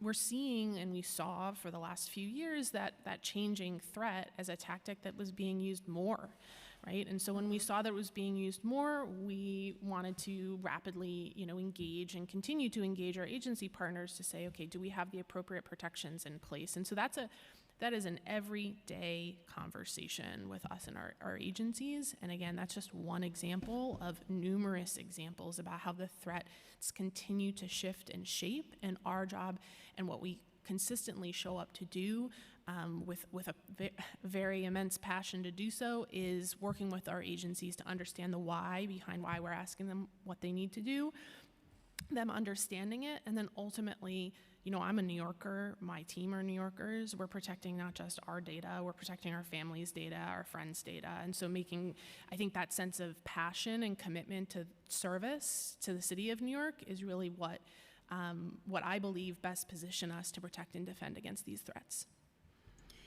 Thank you. I'll pass it to Councilmember Bottcher for questions. Hi. I'd love to hear your personal perspectives on the issue of facial recognition technology as someone who's worked in the cybersecurity space for many years, as someone who worked for federal security agencies. What are your views about facial recognition technology, both in the private sphere and the public sphere? And what is the balance, in your view, between the benefits of new technologies and the potential threats to civil liberties? Thank you for the question again. I think while I can't speak specifically to facial recognition, what I can speak to is technology writ large. We're continuing to see emerging technology promulgate through the industry. This isn't something new or novel to the cybersecurity realm. For example, artificial intelligence as it relates to cybersecurity is a topic that was in consideration many moons ago, many years ago. In addition to our interconnected city, the use of Internet of Things devices, IoT devices, so think your smart fridges, your sensors that are being deployed, those all have access to the internet. And that presents unique challenges from a protection and defense perspective for cybersecurity, because large in part, folks that may not realize they're leveraging that technology and could be exposed from a cybersecurity perspective. So I think the federal government has done a really great job, in my opinion, of, in particular, the Cybersecurity and Infrastructure Security Agency, of promoting awareness campaigns such as Secure Our World to promote effective techniques to protect and defend against cybersecurity attacks, the use of passphrases, right? So remember your password better. Just think the longer the password, the better. 4 or 5 words strung together, special character in between, maybe an uppercase letter, lowercase letter. Studies have shown that is provides more protection than not, than even your most complex password. The use of multi-factor authentication, and also just making sure your devices are updated. Those are 3 core principles that every New Yorker should take into consideration in their personal life. But we've also heard and continue to see, and we promote in the city, secure by design and secure by default concepts, right? We know that no technology is 100% guaranteed to not suffer from a cyber incident, nor is any organization. But we have seen that there should be greater emphasis, and the federal government has taken the pen to this, and even the National Cybersecurity Strategy, identifying that there is a risk to contend with interconnected devices, in particular IoT, and the use of secure by design and secure by default helps protect and defend against those risks. Have you worked with facial recognition technology in your professional background, both in Washington and New York? Has this issue come up much in your professional career? Well, like most things, I think the city of Newark continues to be a leader in a number of different spaces. I say that in the cybersecurity realm, given our size, scope, and autonomy to impact change. But I would also say that in this particular regard, it continues to be a leader in the municipal space. And conversations like this are important ones to have And I think that commitment to balancing privacy and public safety is one that needs to be contended with and discussed. Writ large, what's your view about legislating on this technology? Do you think that government should be playing an active role in legislating in the space of facial recognition, or do you think there should be more of a hands-off approach? Well, I can't speak to specifics on behalf of the administration. I think the commitment is absolutely there to work with you all to balance that approach. Thank you, Councilmember Bottcher. I'd like to get into just a couple questions about vendors, just based on previous hearings or previous remarks. Can you share what role Cyber Command plays in negotiating tech contracts for the city?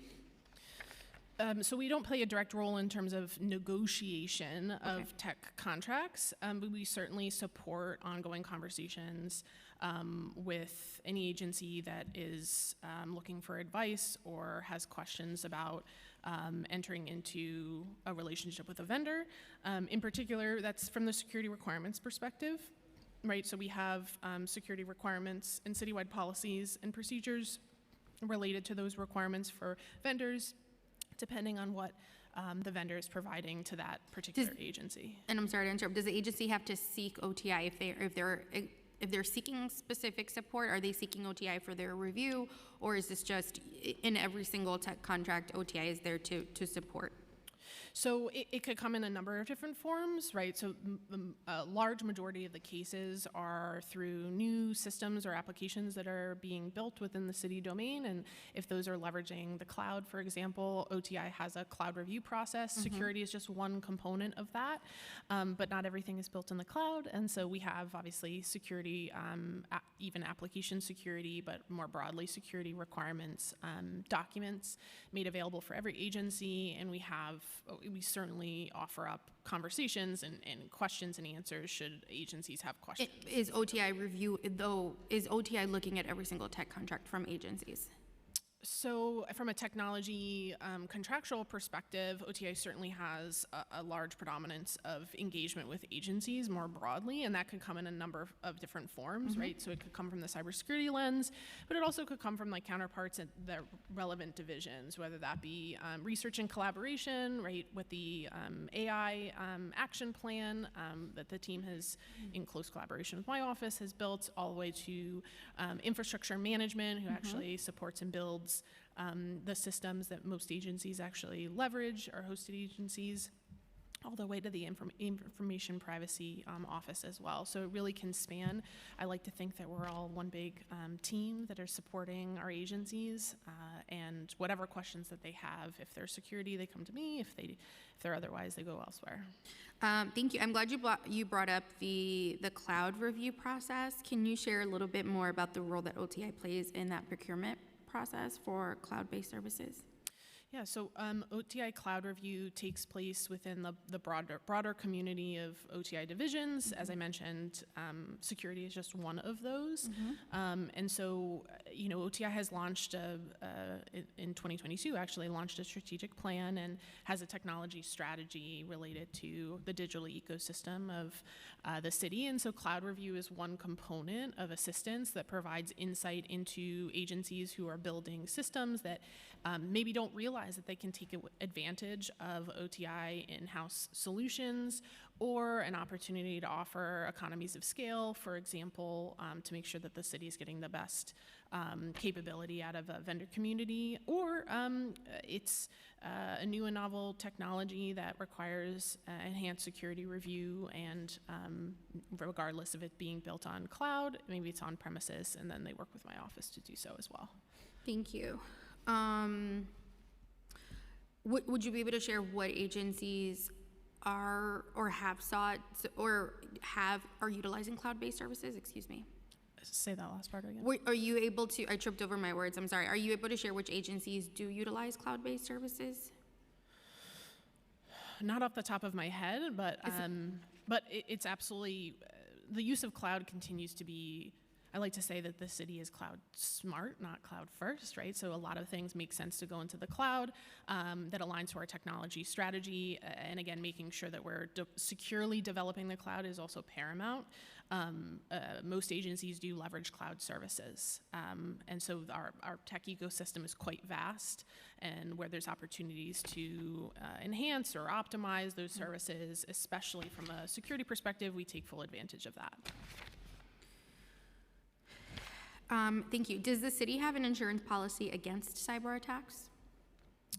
So the city maintains self-insurance. Okay, so no. It's self-insured. Okay, that's a no. Okay. In the event of a cybersecurity incident resulting in a data breach, who is responsible, the city or the vendor? So it depends.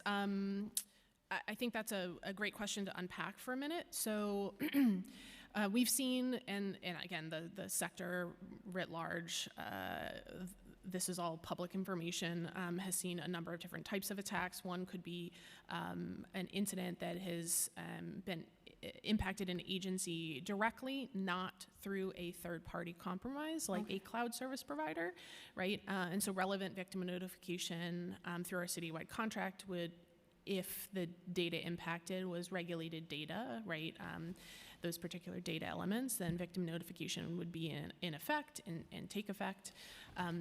In the case of a third party, part of our third party risk management strategy is not just, as I mentioned, the technical controls or the administrative controls, but also making sure we have a mechanism to understand and have a relevant victim notification in place should a third party be victim to a cybersecurity incident that then impacts New York City's data. So what you'll see more broadly in the industry is that if a third party private sector company has the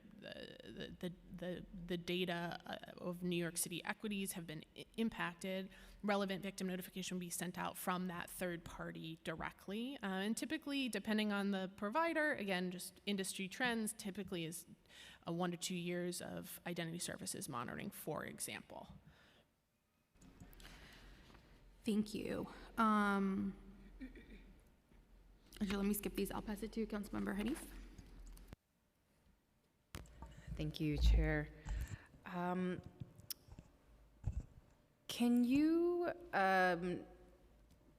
talk about the agency's cooperation with NYPD or lack thereof when it comes to assessing the cybersecurity of city agencies and the data they hold?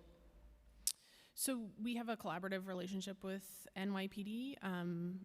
If you're speaking more broadly to cybersecurity threats, our partnerships with law enforcement doesn't stop at NYPD. It could also involve the federal sector to make sure that they have insight into potential technical indicators that are available to make sure that other municipalities, other government agencies, other private sector entities aren't impacted by those same ongoing threats. And so when I reference cyber threat intelligence sharing, that's specifically what I'm referencing. And so that collaboration is omnipresent, and that's not just for law enforcement, that's for private sector, our federal entities, right? Again, if we're seeing something, we're saying something about it to help in furtherance of the protection of those other sector entities.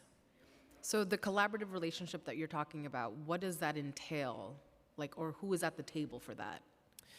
Typically, it's security team to security team. So Per agency? Or for agency, but sometimes it extends even beyond that to IT teams, right? It depends on what we're seeing and who we need to loop in furtherance of that protection and defense. And who advises about the legality of the cybersecurity measures the city uses? Legality of the cybersecurity measures? What, in terms of determining what kind of technology, emerging technology, should be used over another? So what I'm speaking about specifically is the security tooling that, cybersecurity tooling that references, that is in place to protect and defend against cyber attacks, right? So that's best practices by industry. We have a defense in depth strategy, which promotes effective hygiene and cybersecurity tooling in addition to processes and procedures and cybersecurity awareness training to our city employees to make sure that we can thwart an attack at any stage of the defenses that we do have. And then are city agencies, including the NYPD, required to notify your agency about the tools they're using? So like I mentioned before, we collaborate with agencies on both the cybersecurity tooling that they are leveraging. We also provide those services to a large majority of them as well. We've unified in a number of different cybersecurity tools within the city. I can say that at a high level because we immediately knew in the inception of New York City Cyber Command that there were tools that every city agency would benefit from, and so it made sense for both economies of scale and also autonomy to make sure that we have the appropriate protections in place, such as endpoint security, for every city agency to be able to take advantage of. And so but it comes down to OTI in terms of sharing best practices and recommendations to each city agency. Yes, we absolutely provide that advice, best practices, and in a handful of cases, we actually provide the tooling itself. And again, that benefits not just the agency, but us, and it's also been able to make us incredibly nimble and efficient in our services that we deliver.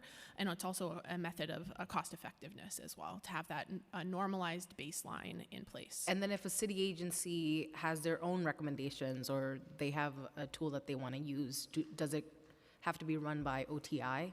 From the cybersecurity perspective, we have the conversations with agencies who might be considering or thinking of something new that they want to purchase from the cybersecurity lens, and typically that conversation is a discussion about what the use case is, and if we already have something maybe in our tooling that the agency might not be aware of. And in some cases, it may not make sense for the agency to go out and do something on their own because we already provide that capability to them. They might not just be aware. Got it. So just to get this straight, city agency, OTI works with city agencies to help determine what kind of technology they should use for their operations. And if they have a tool in mind that they'd like to use, you all collaborate on helping them understand if this is of good use, if this is the best tool for what they would like to use it for. In the cybersecurity realm, for cybersecurity tooling is what in particular that I'm speaking about, yes. And I think that's important because, again, we have a ever-evolving threat landscape, and as those threats change, they might not realize we're also thinking about where we want to be in the next 5 to 10 years and what that ultimate cyber strategy is. And we often pilot new cybersecurity capabilities with our agency partners as well, in addition to bringing them into the fold when we're looking at updating policies, procedures, and the like. And then the cybersecurity measures that these agencies use, is this public information? Large majority of it is not. We also don't want to have give threat actors a roadmap for what protections we do have in place. I will say that with regard to our cybersecurity program citywide, it is expansive and has core capabilities that you'd find in any well managed and addressed cybersecurity program within even a private sector entity. And I think that's really what makes us unique and gives us an ability to have a chance at combating these threats that we're seeing on a daily basis. Thank you. Thank you, Councilmember Hanif. I just want to jump back to just to follow up on the previous question regarding who bears responsibility in the event of a cybersecurity incident. Can you share if Cyber Command has activated any vendor's insurance coverage policy following a data breach? Credit monitoring? So I can't, off the top of my head, I can't speak with 100% assurance, but I do know that in the past, in regards to victim notification in particular, right? Typically, depending on the vendor, we have seen victim notification be delivered through a vendor or a private sector entity that hasn't bared a cost to the city.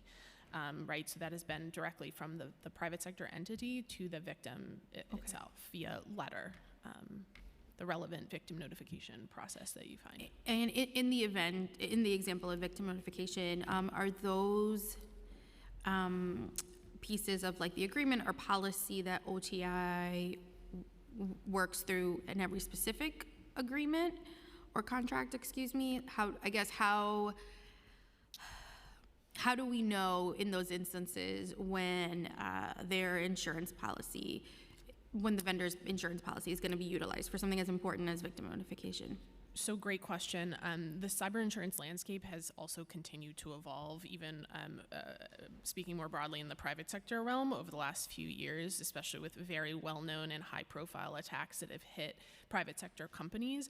Typically, again, just speaking from my experience and background, typically when a private sector entity endeavors to get cyber insurance, typically that policy does include provisions for victim notification and the relevant cost to that. Okay. I'm not a 100% authority. I'm not a cyber insurance lawyer nor a provider, but I do know that large in part, that is why we have the cyber insurance requirements for our vendors as well, so that they have that backstop too.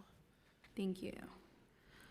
Can you share a little bit about cloud writers? I know in your previous responses, it's not necessarily your unit that works on reviewing cloud writers, but it is kind of like a multi-unit process within OTI to review every agency's cloud writer.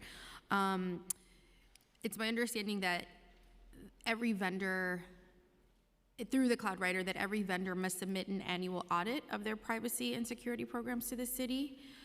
Did your agency review this audit before MOVE-IT was adopted into New York City Public Schools?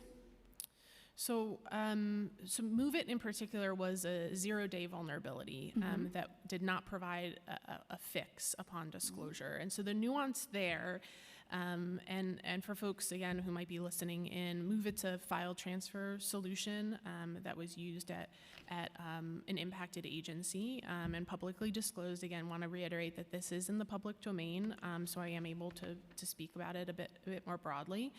In the case of MOVE-IT, unfortunately, our city agency was one of hundreds of victims that were impacted by a zero-day vulnerability that was taken advantage of by a threat actor prior to even disclosure. And so I want to reiterate that because, again, we have a strong third-party risk management strategy, multiple layers of not just our internal controls, but also managing those from a outside of the city domain perspective. But in particular, the case of MOVE-IT, the software had a flaw that was not known to MOVE-IT or the agency, and ultimately the threat actor was able to take advantage and exploit that vulnerability, leading to hundreds and hundreds of victims, not just government entities, but also private sector entities as well. And so while we have, for example, cloud services agreement, although MOVE-IT was not a cloud services solution, that we have provisions in there specifically to provide us notification in case there's an incident that's being suffered at a third party, so that we're aware of the incident and we're able to ask questions and attempt to curtail any impact to New York City as that incident transpires. Okay, I have a few more questions, and then I think we're almost there to public testimony. Regarding citywide cybersecurity protocols. How often does OTI review and update those policies? Periodically, just this year, we updated our internal password policy, which was a lot of hours and a lot of hard work to make sure that we're balancing both the new and emerging landscape of passwords, but also our agencies as well. So that's just one example of many. They're reviewed periodically, but are they updated And periodically? updated periodically as well. Okay. We have a policy team that reviews and updates where necessary for new tactics, new processes that are in place, or just again that the technology or the cybersecurity industry has changed tactics or approach on a certain matter, making sure that we're building new policies to impact. Do you know if the updates are publicly available? So a lot of our policies, rightfully so, are only available internally. We also have a subset of policies that are made available publicly, and typically updates as they're made internally to the internal policies and standards and guidance. The relevant updates to the public-facing site would be made as well. Okay. Would we be able, so what we looked at was that we were not privy to any updates since the last administration. And it's probably because it's not publicly available. And I Yes. know pursuant to Local Law 89, Cyber Command must regularly update these Yes. policies. Is there a way that it can be made public or that it can be shared? Or how can we, the public, know or trust that OTA is following this law? Absolutely. You ask a great question. I would endeavor to offer an opportunity to discuss with your office and in this particular committee more broadly about what that might look like. We obviously want to strike the balance between public awareness that, yes, it is absolutely normal and routine for us to be periodically updating policies and frameworks, while also not wanting to reveal too much internally sensitive security documentation that would lead threat actors to be able to perpetrate attacks against the city. So I think that that's definitely something that we would be open for a discussion. Okay. Does Cyber Command conduct regular audits of agency cybersecurity readiness and responsiveness? So we have a number of different work streams that we engage with city agencies, including on response and readiness, in addition to assessments. And we also sometimes have, in addition to that, third-party audits that are taking place throughout the city as well that we're closely partnered on. And I think, okay, let me fast forward. I want to ask more specific questions about some events. Sure. Regarding DOE and Move It, those affected by the data breaches from Move It software and Illuminate were apparently not notified until weeks after these incidents transpired. Could you detail for the record the timeline there and why it took so long for affected parties to be notified? Sure. So MOVEit was a zero-day vulnerability that was exploited last summer. Very quickly upon disclosure of the vulnerabilities globally, we partnered with DOE to ensure relevant mitigations were put in place.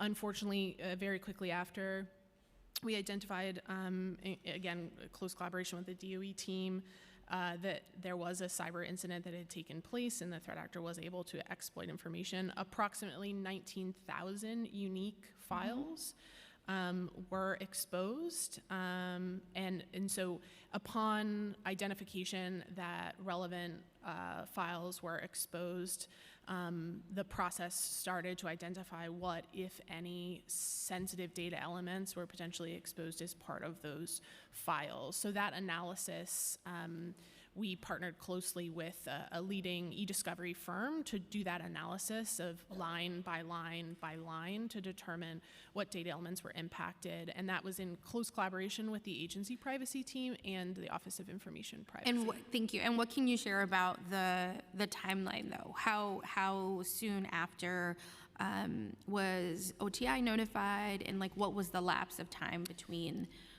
when you were made aware and then So if I'm remembering correctly, it was, I want to say, roughly between 60 and 90 days from all... 6 to 8 days? 60 to 90 days Okay. from the determination that there was a disclosure of the vulnerability, right? Not a fix, but the global community identified and were made aware that there was a vulnerability, to a full accounting from the DOE and our e-discovery team of the relevant victims and those notifications being shared with what data elements were then impacted.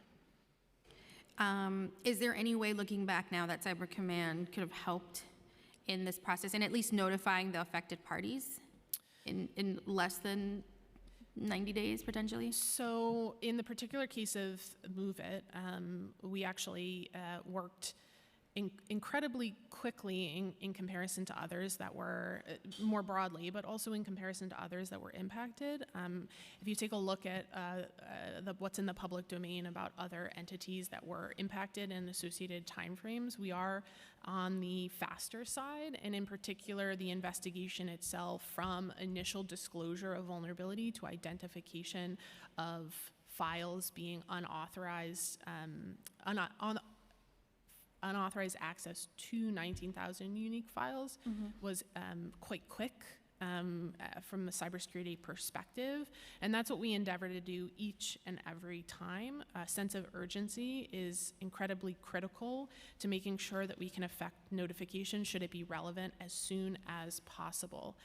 The actual act, and again, I'm not sure how much folks know about how the sauce is made from a analysis perspective, but the analysis to determine if a data element was impacted is quite complex, and making sure that we had the totality of data that was impacted and tying that back to individuals was a paramount consideration for the city, making sure that we were full and all-encompassing, and that meant multiple layers of reviews and assessment with our e-discovery firm.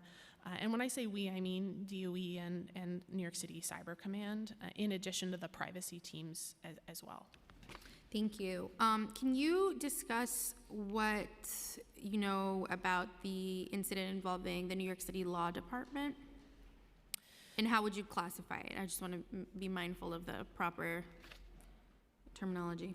So from, as I understand it, the New York City Law Department suffered an incident in 2020, I believe. While I can't speak to specifics of the particular incident details, I do know that we work and continue to work collaboratively with Law Department to enhance and continue to increase cybersecurity maturity, as they are just one of many agencies that we do this with. And that is routine and commonplace in nature, that we have these conversations with our agencies. Can you share about anything specific that happened in that compromise, in that incident? Unfortunately, I'm not able to at this time, given the public nature of this session. But I am happy to offer up a discussion offline. Okay. I wanted wrap up with something that we've spoken with to OTI directly about the NICAP employee self-service issue. And I just want to say that I think from the time that we were notified to the time that the site was accessible outside of work computers, I think that was very quick. So just want to acknowledge that much.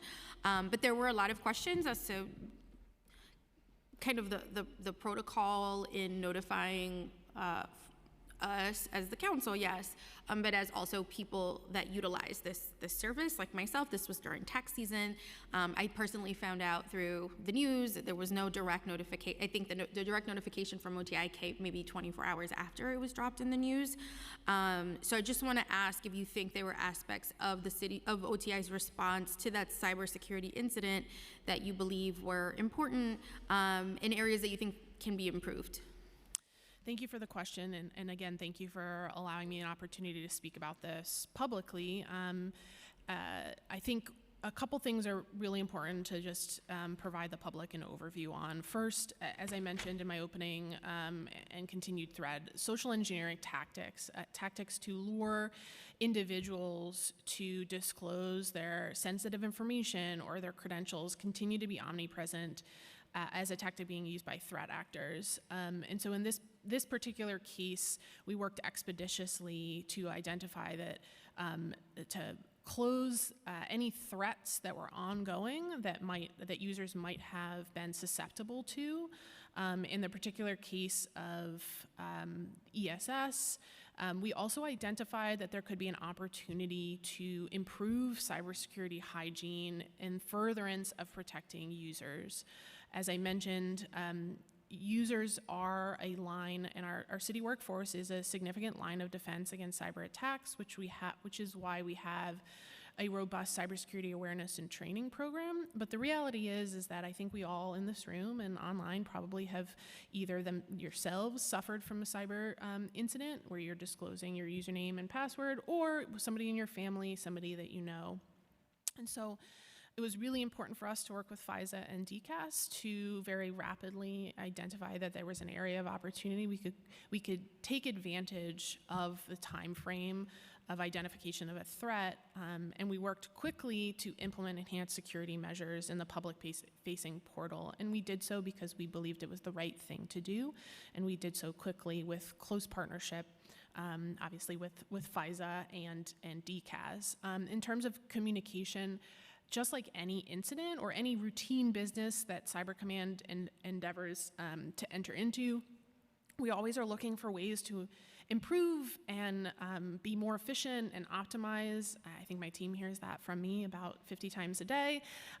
In that regard, I think communication for a citywide base, right? We have relevant communication procedures with our security teams and those security teams with HR teams, IT teams, and all of that is well actioned and well understood. In this particular case, we took above and beyond action for our public-facing portal to implement enhancements, and with that coincided with an engagement and awareness campaign that really had never been done in totality across the city base. So, Sorry, there was a public awareness campaign on this particular, on the employee self-service site? Within the city domain, yes. Okay. And so that was new and— I missed that. So it was new and novel for that to be done, and I think that's important to mention because as we see more tactics or tactics being perpetrated by threat actors, but also an opportunity to double down on the messaging that you as an individual are a line of defense and essentially a human firewall, as we call it, against these attacks, it's also important to socialize that citywide. And so with partnership with DCAS, we were actually able to send out a threat alert for agency employees, even though that ongoing threat of for that particular threat actor was neutralized. We still thought it was to the benefit of the population and the community that we were able to send out that alert. And so there's always, as part of any incident, there's always an after action, areas of opportunity that we can enhance and that we can improve.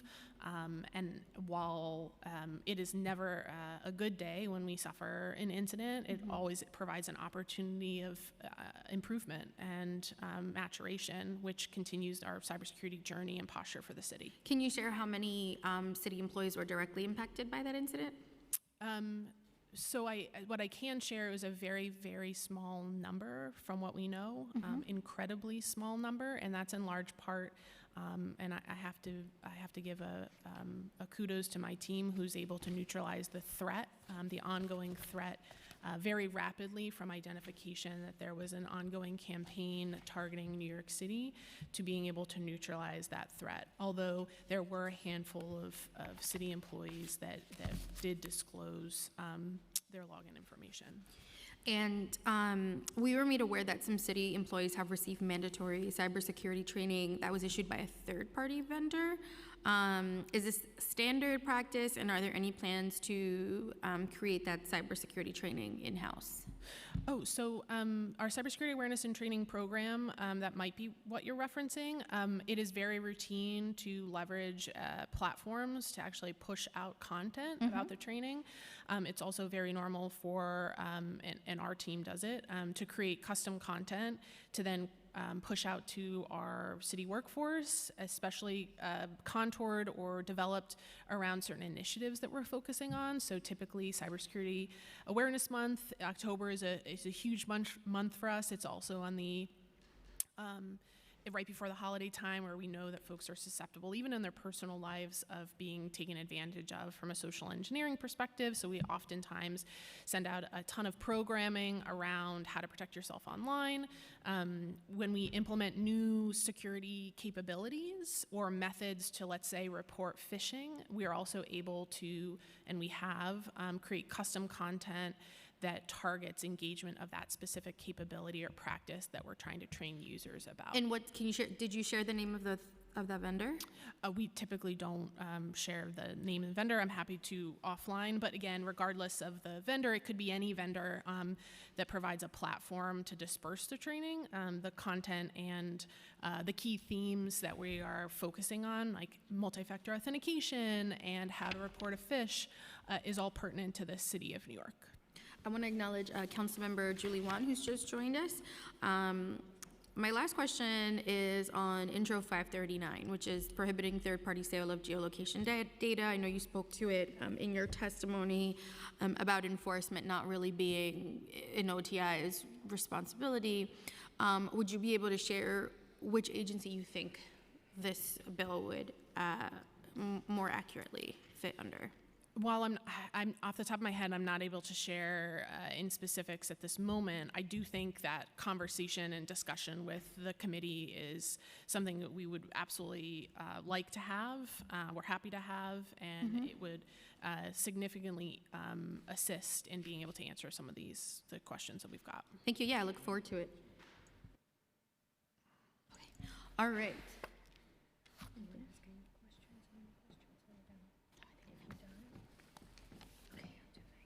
All right.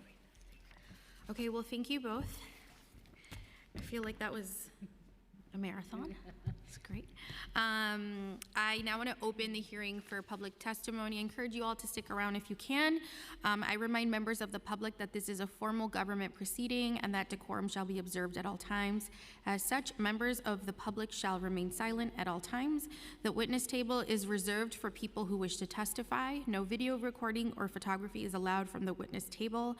Further, members of the public may not present audio or video recordings as testimony, but may submit transcripts of such recordings to the Sergeant at Arms for inclusion in the hearing record. If you wish to speak at today's hearing, please fill out an appearance card with the Sergeant at Arms and wait to be recognized. When recognized, you will have 3 minutes to speak on today's hearing 2 minutes, on today's hearing topics on cybersecurity and Intro 217, 425, and Intro 539. If you have written statement or additional written testimony you wish to submit for the record, please provide a copy of that testimony to the Sergeant at Arms. You may also email written testimony to testimony@council.nyc.gov or within 72 hours of this hearing. Audio and video recordings will not be accepted. You want me to read this? Read that now. Our first panel, we have Albert Fox-Can, Shane Farrow, and Nina Lashkajian. I apologize, Nina.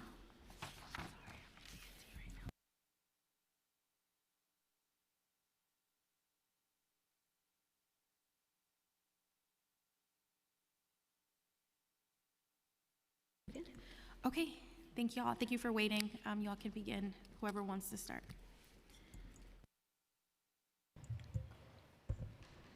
Hi, thank you. Good afternoon, Chair Gutierrez, members of the Committee on Technology. I appreciate the opportunity to testify today on the harms of biometric surveillance. My name is Nina Loshkajian, and I am a staff attorney at the Surveillance Technology Nina, Oversight Project. On mispronouncing No your worries. last And I'm here to urge the Council to pass Intros 217 and 425, banning public accommodations and landlords, respectively, from using facial recognition and other creepy biometric tracking tools. Facial recognition is biased, error-prone, and harmful to marginalized communities. In our eyes, the legislation in consideration today is largely a mirror of existing civil rights protections. We don't allow stores and landlords to discriminate on the basis of race, so why do we let them use racist technology? Simply put, these systems have no place in New York City homes and New York City businesses. These measures are an indispensable safeguard, but we also implore the council to go farther and introduce legislation banning law enforcement and government use of biometric technology. Even if the algorithms could be improved, biometric tracking would remain just as discriminatory because of the ways the creepy stalking tools are plugged into discriminatory policing, housing, and commercial practices. BIPOC tenants and shoppers will not be given the same benefit of the doubt as white tenants and shoppers when faced with a facial recognition error. And I also wanted to flag, so I believe it was Councilmember Palladino who expressed concerns about co-ops. It's important to flag that Intro 425 only applies to owners of multiple dwellings banning or trying to identify tenants. So I don't think that's actually, this bill would address co-op boards. This is about renters in particular. But back to places of public accommodation, New Yorkers should not be forced to accept constant tracking as part of simple activities like buying groceries or taking their kids to a baseball game. Stores' biased facial recognition systems will exclude Black and dark-skinned people due to incredibly common mismatches. I think Councilmember Hanif was right earlier to flag the Rite Aid example. The FTC saw how dangerous it is when stores use this technology, and that is why Rite Aid is now banned from using it for 5 years. It is also a crucially important that these technologies stay out of our homes. Without legal intervention, the collection of biometric data will affect not just residents, but guests they have over, and in particular, Black, brown, Asian, and gender nonconforming guests will be barred from visiting their friends due to mismatches as well. In New York City public housing, facial recognition use has already led to residents being evicted for minor violations of policy, and this will contribute to the city's massive eviction crisis. Vendors of this technology have been clear about their intentions. They have stated that they would like to find loopholes to be able to charge tenants more on rent using this technology, and I'll wrap up shortly, apologies. We do encourage the council to consider one important addition to the bill banning this technology in residences, which is a strong private right of action to make sure that tenants have a way to hold their landlords accountable. And as I mentioned, we also encourage the council to consider a ban on government use and law enforcement use. Thank you so much for your attention to these issues.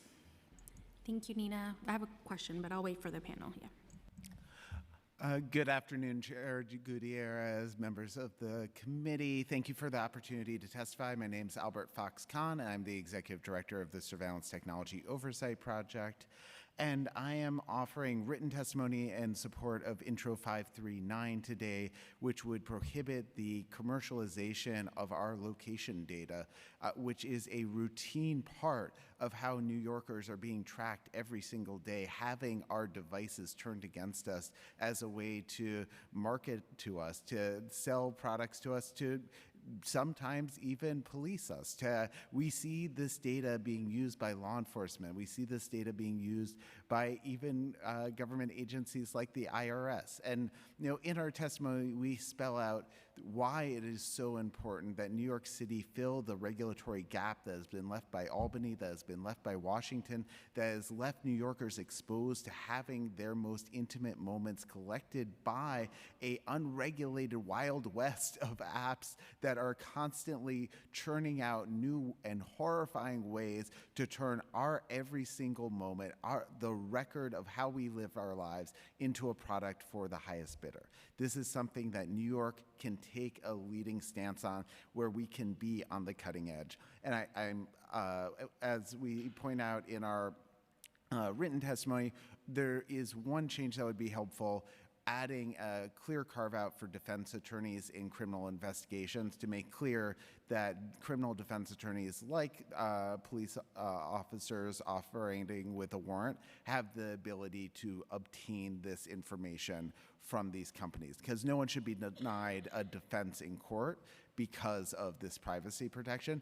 This should be a way to protect us from this sort of dragnet surveillance. But I think I want to go back to the city's kind of shocking testimony more broadly, because we heard from agencies that this city is on the cutting edge of protecting New Yorkers and that they are absent.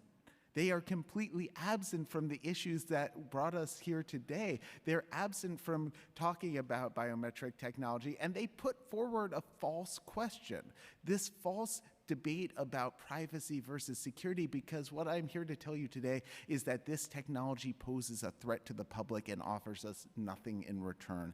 This technology is ripe for abuse and exploitation, and this isn't protecting us from acts of terrorism at Madison Square Garden. It's protecting Dolan from critics and litigants at Madison Square Garden. It's protecting his ability to control a public space as a private fiefdom. And that's the sort of abuse we see with these sorts of technologies. The largest companies abusing it every day to target New Yorkers. And that's the sort of power imbalance we shouldn't allow to continue for one day longer. Thank you, Albert. Good afternoon, I think.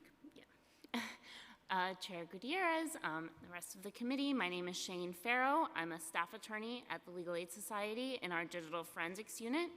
My job is to fight for the civil liberties of our clients and, by extension, all New Yorkers in the face of exponentially increasing uses of digital surveillance. The use of biometric surveillance, and especially facial recognition, in public places erodes any right to privacy we have as citizens, diminishes our civil rights, and reduces our democratic values. It's especially important in a city as large as ours that we protect the rights of people to move freely without worry that every movement they make could be tracked. Every person has a right to privacy and autonomy in whatever small amount of space they're able to call home. Biometric surveillance, particularly facial recognition technology, is built on top of and perpetuates historical racial biases. That is why so often it doesn't work on black faces, and why almost every known cause of false arrest as a result of facial recognition has been of a black individual. It's unconscionable to allow private businesses to discriminate against community members and customers using what we know to be biased and racist technology. It's also, quite frankly, creepy to know that every business that you walk into or walk next to on the sidewalk might be able to know who you are and track your movements just because you walked inside or outside the door. Unfettered facial recognition use doesn't just harm the people it misidentifies, it also subjects every citizen to massively increased surveillance. We must reckon with the significant harms the city has inflicted on its poorest members through its housing system. We have a published, well-known list of the city's worst landlords and regularly see stories of large private landlords who refuse to do repairs and try to push out long-standing tenants to jack up the rent. Yet vacancy rates are in the low single digits, and a huge amount of our city's residents have very little leverage over their landlords if they want to be able to continue to live here. A huge swath of our city has little autonomy or control over their own private residences. We should ban further eroding their rights by subjecting them to any type of biometric surveillance to get into their own homes. There is a concept in American law, the reasonable expectation of privacy. It's currently the core of our democratic and civil rights under the Fourth Amendment. The more that biometric surveillance is allowed to permeate every space that our citizens exist in, the less society can rely on any expectation of privacy being reasonable. When there's no longer any place that a person can expect to go, not their apartment, the grocery store, the pharmacy, not a basketball game, without their face being captured, indefinitely stored in a database, and constantly checked against suspicions of having done something wrong, then we've hollowed out any shred of hope that a person can expect reasonably privacy or democratic values anywhere. I don't want to live in that world. I don't want my clients to live in that world. I don't want my community to live in that world. And I hope you don't want to live in that world. Thank you. Thank you, Shane. We have some questions. So we heard, it's hard for me, obviously, as a sponsor to both bills, but it's really hard for me to grapple with where a space for facial recognition technology can live safely in our city, let alone city government. The administration was obviously not equipped, or I don't know, was not prepared to answer questions. We know which agencies are using biometric information. Unfortunately, we learn of this when it's far too late. Oftentimes when these folks are already in the criminal justice system, so I was disappointed. But are there any positive examples of where the use of facial recognition technology is beneficial? I would say there's a world of difference between the facial ID we use to unlock our devices and the facial profiling that tracks New Yorkers in public spaces. It's about power, it's about consent. When we use this as a tool to unlock our own device, that is a very different question than when these unaccountable companies and institutions weaponize our own bodies against us and use it as a way to track us in public spaces. So that's why these bills wouldn't impact, your ability to use this sort of, biometric identifier on your own device as a way to unlock, your own data. But that's not the sort of thing that people have ever been pushing back against. Right, that's right. Thank you. I'm going to pass it to Councilmember Hanif, but I just wanted to ask questions on Intro 539, which is the first time that we're technically hearing this bill on geolocation data. Can you share what types of location data you all are most concerned about? I mean, when we think about location data, we think about nearly everything we do. If you go to a political protest, if you go to a house of worship, if you go to a reproductive health care facility, if you go to your kid's school, and any sensitive site we go to in our lives is up for grabs for the highest bidder.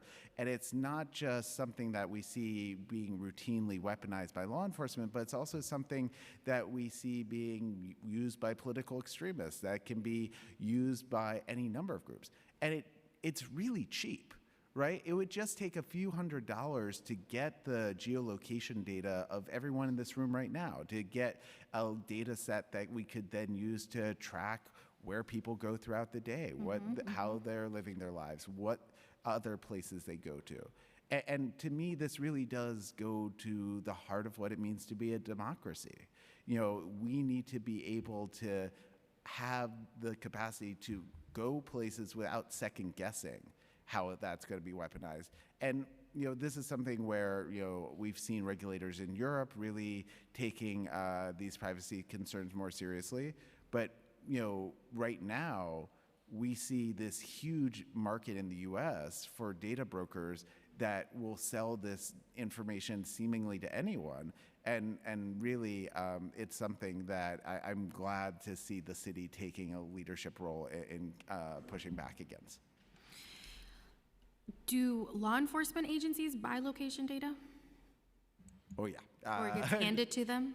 So we at Surveillance Technology Oversight Project, we're currently suing Thomson Reuters, which sells the personal information of nearly every single American to dozens, maybe hundreds of different law enforcement agencies, including immigration officials. Data brokers are fueling deportations. They are one of the major tools used by those officials, but it's also being used by cyber criminals and used by hackers. It's used by any number of people to break the law, as well as the police departments that so often abuse it. So it to me, it's kind of like we've left some of the most valuable assets we have as a society just completely unprotected on the market for whoever wants to take them. And my last comment question is, I think oftentimes in these spaces for folks who support the use of biometric data, particularly with law enforcement agencies and PD, they'll kind of put the onus on the user, right? Like, well, it's in the terms of service. Like, I can't tell you you know what I mean? Like, the reality of people reading through pages and pages of terms of service. Is there something else? I know obviously these bills are a reflection of that, but is there something else that we can do where the onus isn't on us? Is there something that we should be requiring these individual companies, agencies even, to require more consent, opting in, knowledge? Oftentimes I don't think that people understand that the terms of their service agreement is allowing to share your information with nobody you'll ever know, no third party you'll ever understand. Is there anything else that other localities are doing, or is there anything else that we can do? And then I'll pass it to Councilmember Hanif. I mean, look, as a privacy lawyer, I think of terms of service as just a shared lie, that we buy into this, this facade that people are going to actually go through and read these terms, that they're going to understand these terms, that they're going to consent to it. No one reads them. And even if you do read them, even as a lawyer, I rarely could actually understand them. And so I think anytime we're putting the onus on people to sort of make these truly sometimes life-altering decisions about what data is made accessible to other people in the fine print of a menu that they download in some free weather app or some free traffic app, to me, that is a broken system. So I think we need structural protections that ban the commercialization of our most sensitive data, that shut down this massive market in selling our location data to the highest bidder, and that really just start to outlaw some of the most abusive forms of facial recognition and other biometric data collection, and say that we should never be putting someone in the position that they're one mouse click away from wiping away all of their privacy protections. Can I add briefly to that? Because you talked about it in your question, the PDUs specifically. There's also, a lot of requirements that the NYPD is currently under that they're not complying with under the Post Act. They're failing to comply with the. They don't use facial recognition technology. Is what they say. Is what they said. Well, they don't use it as a sole basis for arrest, but then so their IUP on facial recognition is boilerplate language, and. So holding their feet to the fire in terms of actually asking them to comply with the minimal requirements of things like the Post Act, that's another thing you could do. We could explore, and there is also different legislation on this, but we could explore, more requirements before deployment of this technology, because oftentimes we'll find that after this biometric tracking is already pervasive, the harm has already been caused, and it's too much to ask them to do anything after the fact. So just to address kind of PEDUs specifically, actually requiring them to comply with the current law, to comply with FOIL, because we've also been litigating to get information from them for years and years about how they use facial recognition. So those types of things are also, avenues to explore. Thank you. Councilmember Hanif? Thank you, Chair, and thank you for your testimonies. So humans recognize people by faces. That's one of the main jobs of a door attendant. Why shouldn't a computer do the same thing? Because it's not as good as it, and it's been trained only to recognize certain types of faces. The algorithms that facial recognition systems use and rely on, I think it was Councilmember Palladino again who said that they are 99% accurate. That is true only for white men under ideal laboratory conditions. For women of color, they can be less than a third accurate. So the discrepancies between, the pool of people that these tools were trained on and real world conditions that they're being deployed in now are just night and day. And I don't know if the other panelists want to add. If I could also add, facial recognition is something of a misnomer. Recognition is a human thing. As you got at in your question, what these algorithms do is not actually recognition in any real sense. It's mathematics and an algorithm. It's a matching system, and that match can never be 100% accurate. A computer can never recognize a person. It can only say that it maybe matches a face that's within the database. And we know that those matches are often inaccurate. And can you respond to just the climate of fear that we've seen both the last time this was heard and now, that there's a rise in shoplifting, there's just a rise in crimes. How do you respond to that when it comes to biometric surveillance and just public safety in general as we try to protect our city's businesses? Yeah, I mean, it's a really frustrating situation to be in because we keep seeing this pattern that a convincing story is far more powerful than the truth in many cases, because what we saw over the last few years was bad data being put out there by retail federations that were claiming there was this massive surge in organized shoplifting, and it got all this coverage, and we saw like news reports on it, front page stories, we saw all these evening news clips, and then it turned out it was wrong, that they had screwed up the data, that there wasn't an increase. But you couldn't unbake that cake. You couldn't make people unsee all of those stories they had seen. And because of that bad data, we had this just sense that there had been a just awful reality unfolding, not one we saw personally because it didn't exist, but one around us that maybe it was impacting our neighbors, maybe it was a store down the street. And so you have this fabricated sense of fear built on bad crime stats, creating this like fertile ground for the surveillance salesmen to come in and say, oh, if you have this tracking tool, if you collect this data, you'll be safe. Do we have data to prove it? No. Do we have evidence to support it? No. Has it been disproven over and over again? Sure. But don't look at the facts. Just you have that sense of safety. And so for the people who are working at businesses, who own businesses, who are afraid, who are trying to keep their staff safe, my heart goes out to them because I know that's not easy. I know there are real things that you can do to improve the safety of your store. But the truth is they're getting sold a bill of goods.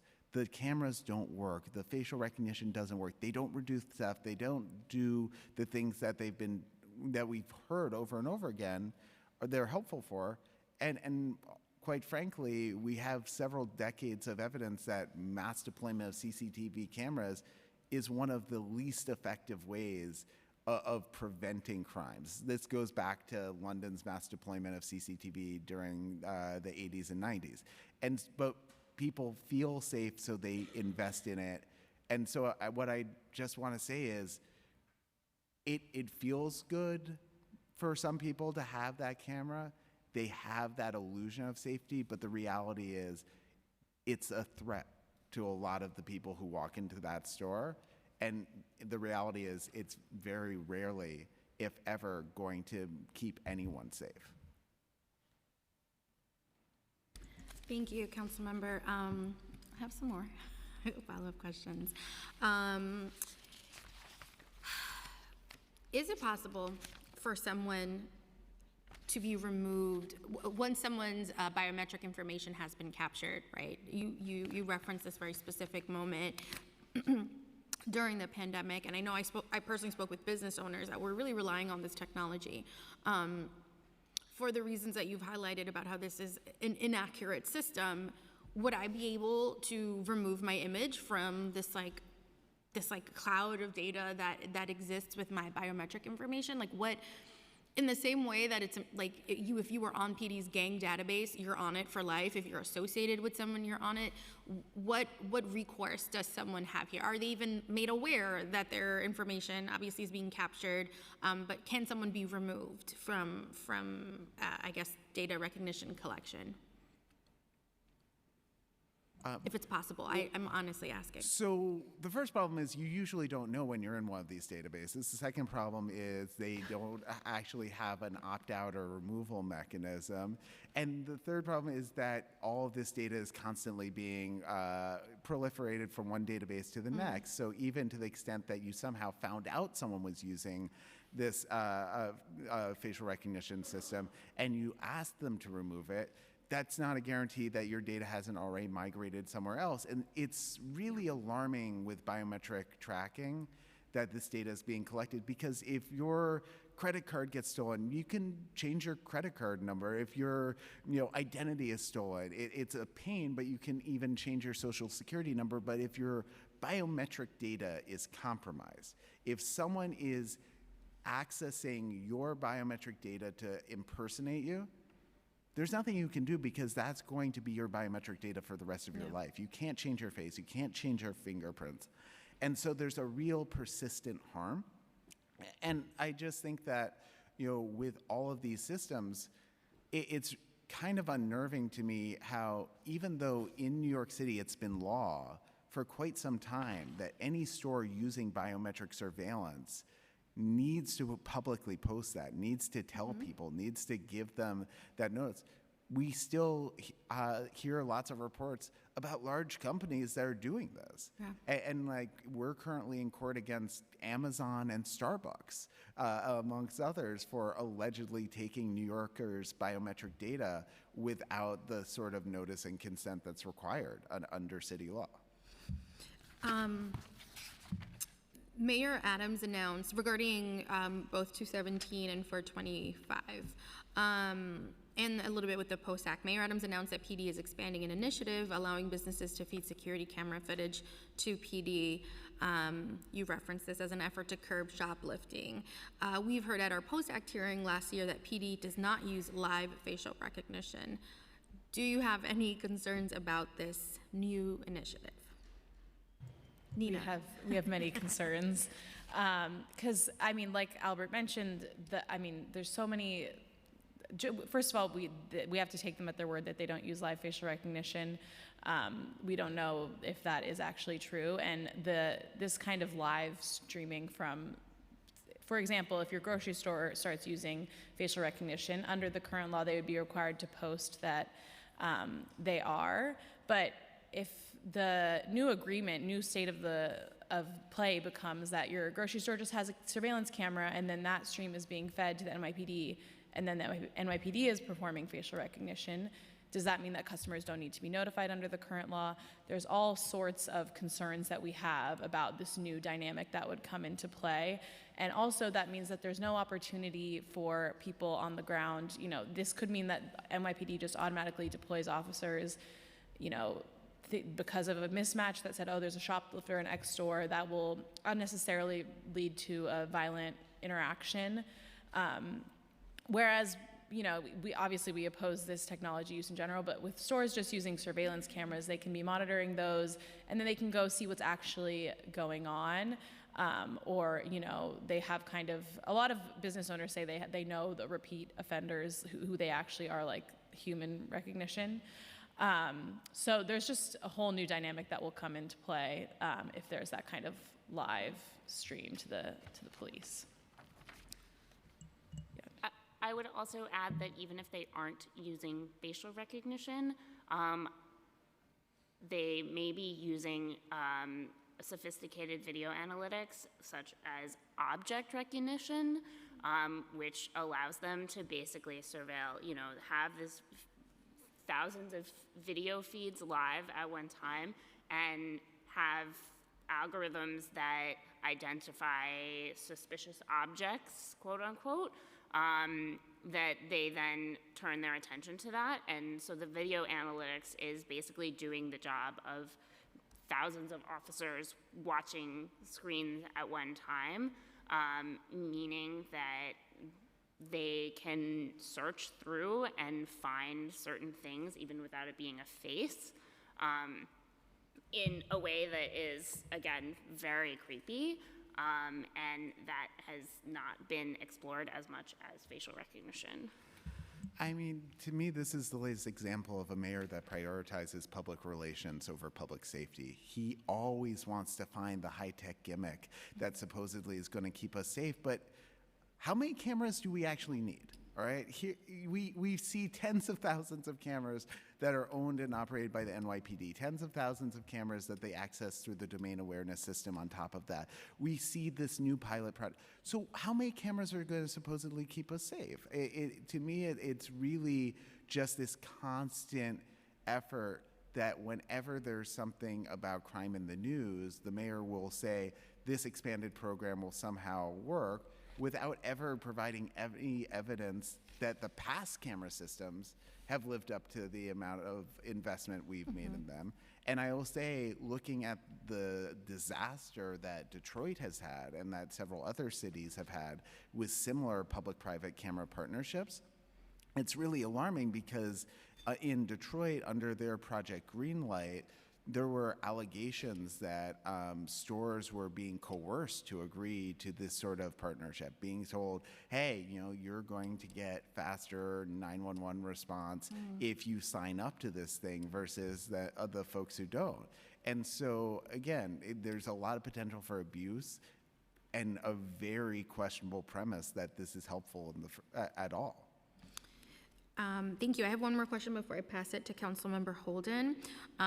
We came across that Maryland recently enacted their digital privacy law that prohibited the use of geofencing near like mental health facilities and reproductive or sexual health facilities.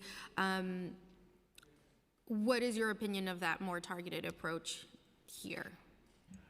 We don't think that a targeted ban on geolocation data collection actually can be effective at protecting people who go to those facilities compared to a blanket ban on geo warrants and those sorts of mass geolocation tracking, or the type of bill we see with 539. Because when you simply have those more narrow protected facilities versus the broader ban, you'll just see gaps in people's location history, which can be indicative of the fact that they went to just such a facility. And there was a lot of pushback against Google when they initially responded to the Dobbs decision by limiting the geolocation collection around those sensitive sites. And it also turned out it was really hard to implement. And so Google eventually moved completely to device-side data storage as a way to respond to that issue, because they found that they couldn't consistently operationalize those more targeted limitations. Thank you. Thank you so much. I'll pass it to Councilmember Holden for questions. Thank you, Chair. And thank you all for your testimony. I just had some questions on camera use. Let's say a business, let's say our legislation today prohibiting facial recognition from businesses, let's say they have the software. How do we enforce that law? I mean, what do we do? Go into let me see your software? What do we do with that? Well, I'm currently litigating a case against Amazon for exactly that issue, where they were using biometric data collection, according to our complaint, that violated New York's law because they weren't disclosing it. And we observed the camera placement, we observed the type of software they were using, and we were able to file a complaint in federal court. And I think that just one. How do you determine the software they're using? That's what from Amazon. Did they disclose that? So you were able to look at the models of cameras that were installed, the layout of it, public documents from the company. But still, you didn't know for a fact. You're looking at the placement of everything. No, we had documents from them as well. I would say when you look at analogous laws, like the laws that enable you to sue a store that has discriminatory construction for noncompliance with the Americans with Disabilities Act, or are suing a venue that has other discriminatory technology, there's always the pre-litigation fact-finding phase, but that's something we have a really strong model for. And also, if we know that there are employee whistleblowers, there's disclosures to law enforcement if that information is used in an arrest that can come out during discovery. So I'd say there's a lot of robust mechanisms. Right. So, but can I just finish? Okay.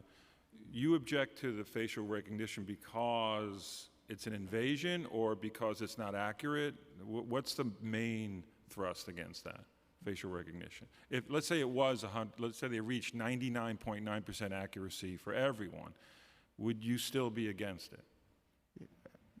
Yes, as I mentioned in my testimony, even if the tool itself is 99% accurate, it will be plugged in to systems that are discriminatory in housing, in public accommodations. And as Shane mentioned, that's just not the world we want to live in, that you are tracked every single place you go.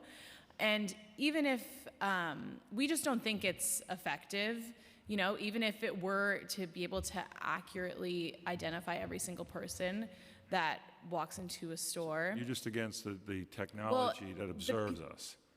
Right? Yes, Okay. and if it could actually make people safer, that's another discussion. But people who want to commit theft, they will put on a mask, and I don't think we'll ever reach a point where that kind of obstacle. Let's just talk about cameras, because if I may, Chair, just one more, because Albert and I had some discussions in the past on this. A few. I always. We had a welcome few, but I respect your opinion. I do respect your advocacy, and but we talked about cameras, speed cameras. We talked about red light cameras. Yeah. You were kind of against that too at one point. You just said we shouldn't. That's that's observing us. I have a camera system on my house because I need protection. Somebody comes into my yard or my driveway, I get an alert. That's a good thing, I think. And I think there's a world of difference between you operating that on your own property versus someone else operating. Or business operating to protect their property. That's not the same? I think there's a huge difference between something you open up to the world as a place where anyone can come and do business. That is a fundamentally different dynamic than a private home. And that's why when we look at the laws governing public accommodations for non-discrimination, for accessibility, it is a complete world apart. And I think with the camera systems we're talking about, the reality is, they're not, these are systems that are ripe for abuse, but as we've seen with Madison Square Garden, but also they can be used for any number of things. Think about a world where you're walking down the supermarket aisle and every choice you make in the supermarket is being sold to advertisers as a way to better understand. Well, some your people shopping. feel Google does that now. I mean, you use your credit card, what happens? You buy something and you get But I'm talking about the product. so many other ads. I'm talking about the product you stop in front of, you think about, you decide, no, I don't want it. There are vendors that sell software out there to track just those behaviors. But that's being done on everything on your smartphone. It's done all the time. I mean, that's the kind of world, whether we like it or not, it's kind of evolved into that. But one other question, in 1990, we had 122 burglaries. In 2024, we have 13,000. Because of technology, I feel that's because of cameras. There's some good things. We talked about this at a previous hearing, that the camera that catches the serial killer that killed 6 people, and we caught them before they could strike again. What's wrong with surveillance in that regard on police matters? But Councilmember, we have. Councilmember, can we wrap up? We have another set of questions. I would just say we have thousands and thousands of cities around the world which have deployed different types of technologies, and we can look at those as a experiment to see whether the use of cameras correlates with a reduction in crime, and the data is clear. It doesn't. And I would say that if it was as simple as that, with cameras just being the cure-all, we would see very different crime rates in a lot of American cities. We would see very different public safety scenarios around the world. And to me, I would say it's clear that there are very different factors that are pushing those trends. Thank you. Thank you, Chair. Thank you, Councilmember. I wanted to just wrap up, and I apologize, but I appreciate the discussion. Would you agree, or would you suggest that New York State should take a comprehensive approach to protecting personal data rather than addressing different types of data in the way that 18 other states have done? I think it would depend on the specifics of the law, but I'd say that New York needs to be much more aggressive in protecting its residents' data, and I think that a more comprehensive protection against biometric data collection in particular and location data collection would be an incredible milestone for the state. Thank you. And regarding Intro 539, Councilmember Brennan's bill, would private action be sufficient for the bill to be effective, or do you believe additional civil penalties are necessary? I'm always a belt and suspenders person when it comes to enforcement. If we can have robust agency action and have a way for private actors to, have their day in court, I think that has always been the most effective way to implement any of these safeguards. Okay. Thank you all so much. Thank you for your patience and for your testimony. We will call up the next panel. Okay. We have Fernando Brin, Jake Parker, Robert Tappan, Adam Roberts, and Sharon Brown. Thank you all for your patience.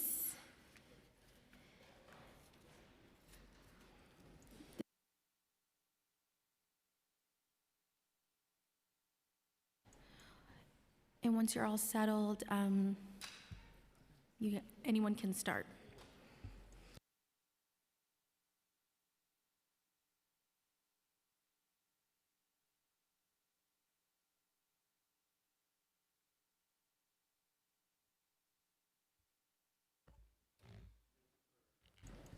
Thank you. Yeah, just make sure your mics are on.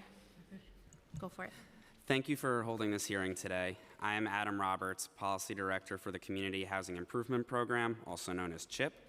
We represent New York's housing providers, including apartment building owners and managers.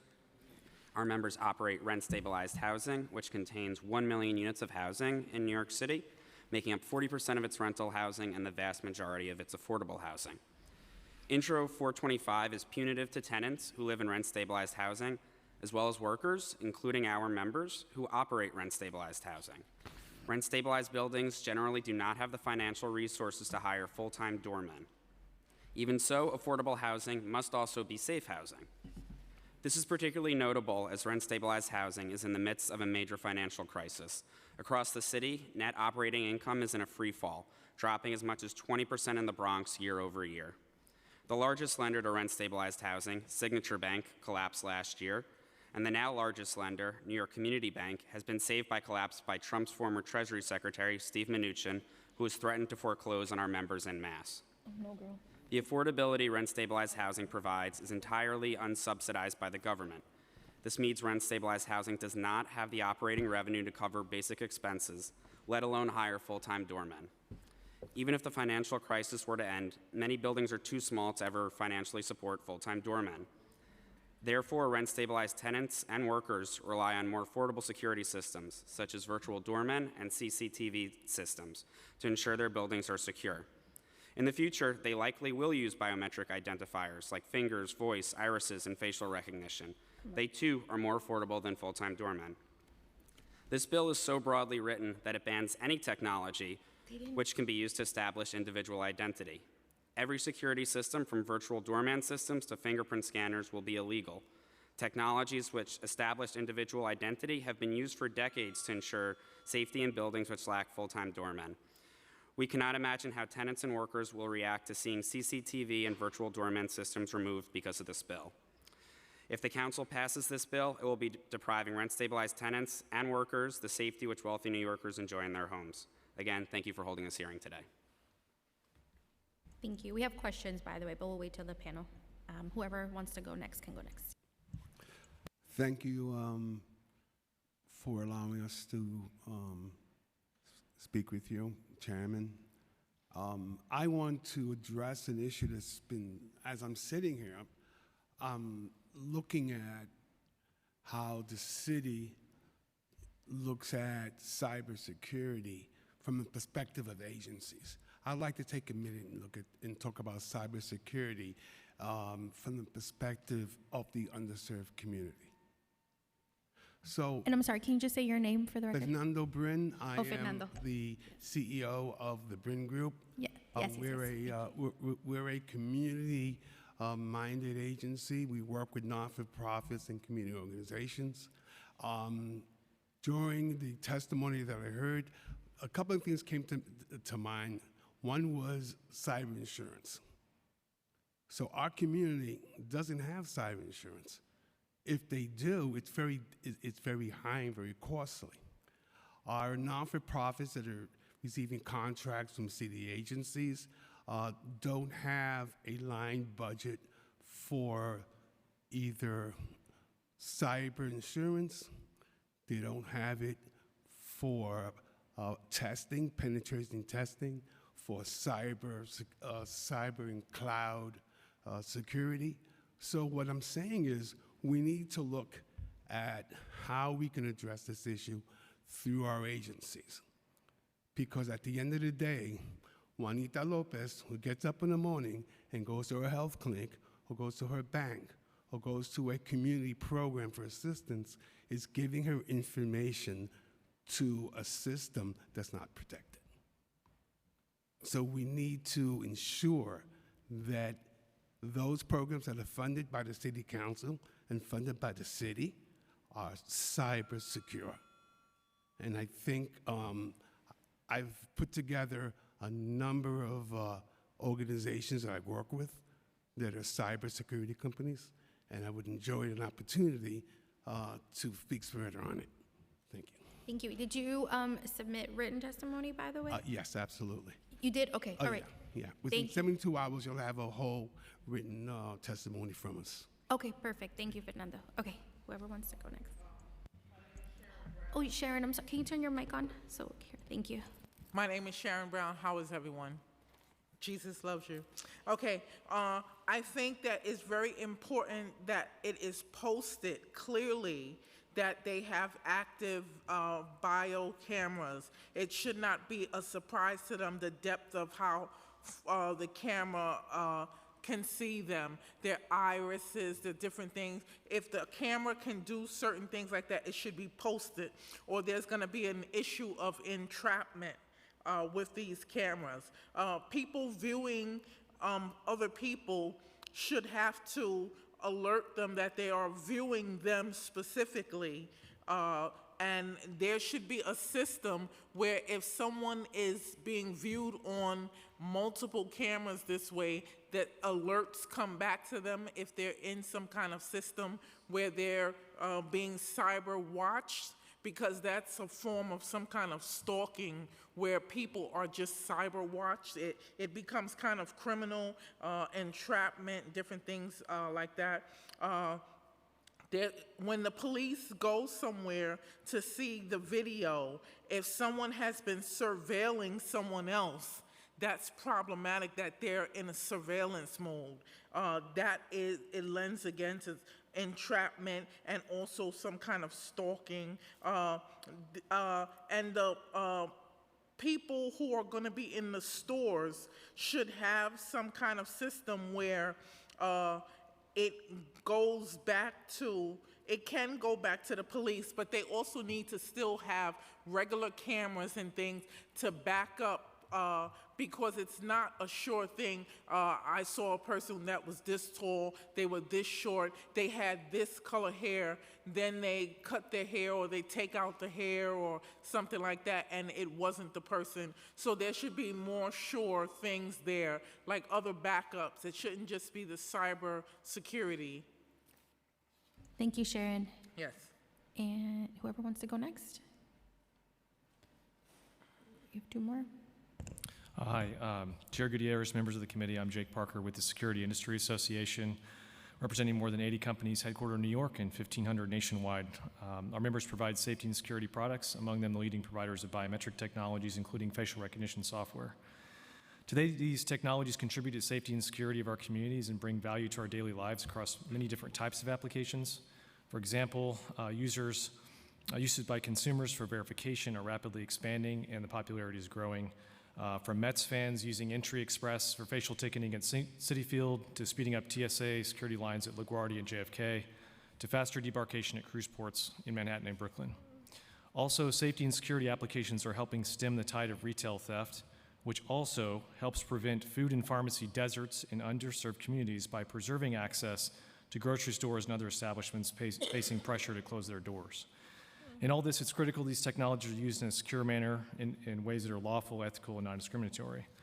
We're concerned with the two ordinances up for discussion on biometrics. These would simply outlaw most uses of biometric technologies, despite the fact that they are already regulated under the city's existing biometric data privacy and tenant data privacy laws. 217 would prevent the use by businesses and consumers regardless of the purpose and whether agreed to by the individual, robbing them of their choice to use more secure methods to verify their identity, and also dictating limitations to New York businesses on how they can protect themselves and their properties. We're also, so on that, it would reduce the ability of businesses to address organized retail crime, which has risen to 80% in recent years, according to the city's recent report, in conflict with the mayor's initiatives that call for businesses to analyze and improve their security. It's important to remember the human cost as well as the monetary cost. Retail crime is often violent crime. In the last 2 years, more than 1,100 customers, employees, and security personnel have been killed by criminals in retail settings across our country. And the human cost is far beyond these victims, as organized retail theft fuels drug smuggling, human trafficking, and criminal enterprises. These technology tools are used daily across the city and the country to make stores safer. And stop there. Thank you. And we have the last panelist. Yes, hi. Committee Chair Gutierrez and the New York City Council members, thank you so much for inviting me. My name is Robert Tappan. I'm the Managing Director of the International Biometrics and Identity Association. We're an industry association whose member companies design and manufacture biometric products and technologies that span a wide array of use cases and different measurement types known as modalities, which include fingerprint, iris and retina, speech recognition, DNA, and facial recognition, among others. IBIA is chartered to advance the adoption and responsible use of these technologies for managing human identity and to enhance security, privacy, access management, productivity, and convenience for individuals, organizations, and governments. We do this through advocacy, engagement, and education. I'm pleased to be back here today. My colleague Jake and I appeared before this committee last year, and very happy to be here again. Facial recognition technology has become an integral tool for ensuring public safety, preventing and deterring crime, protecting citizens and visitors, and enhancing security and convenience across many sectors. Prudent regulation is required, not prohibition. In the private sector, facial recognition enhances physical security for offices, residential buildings, and facilities, not to mention acts as a secure method for accurate employee timekeeping. Retailers rely on it as part of their efforts to combat the rampant shoplifting plaguing this city and also around the country. This property crime threatens the viability of local stores and food access in underserved areas where they are forced to close due to excessive losses. We should be enabling businesses and communities to address this public safety challenge, not tying their hands. Thank you for your time. Thank you so much. I have a couple of questions. Let me just gather my notes, excuse me.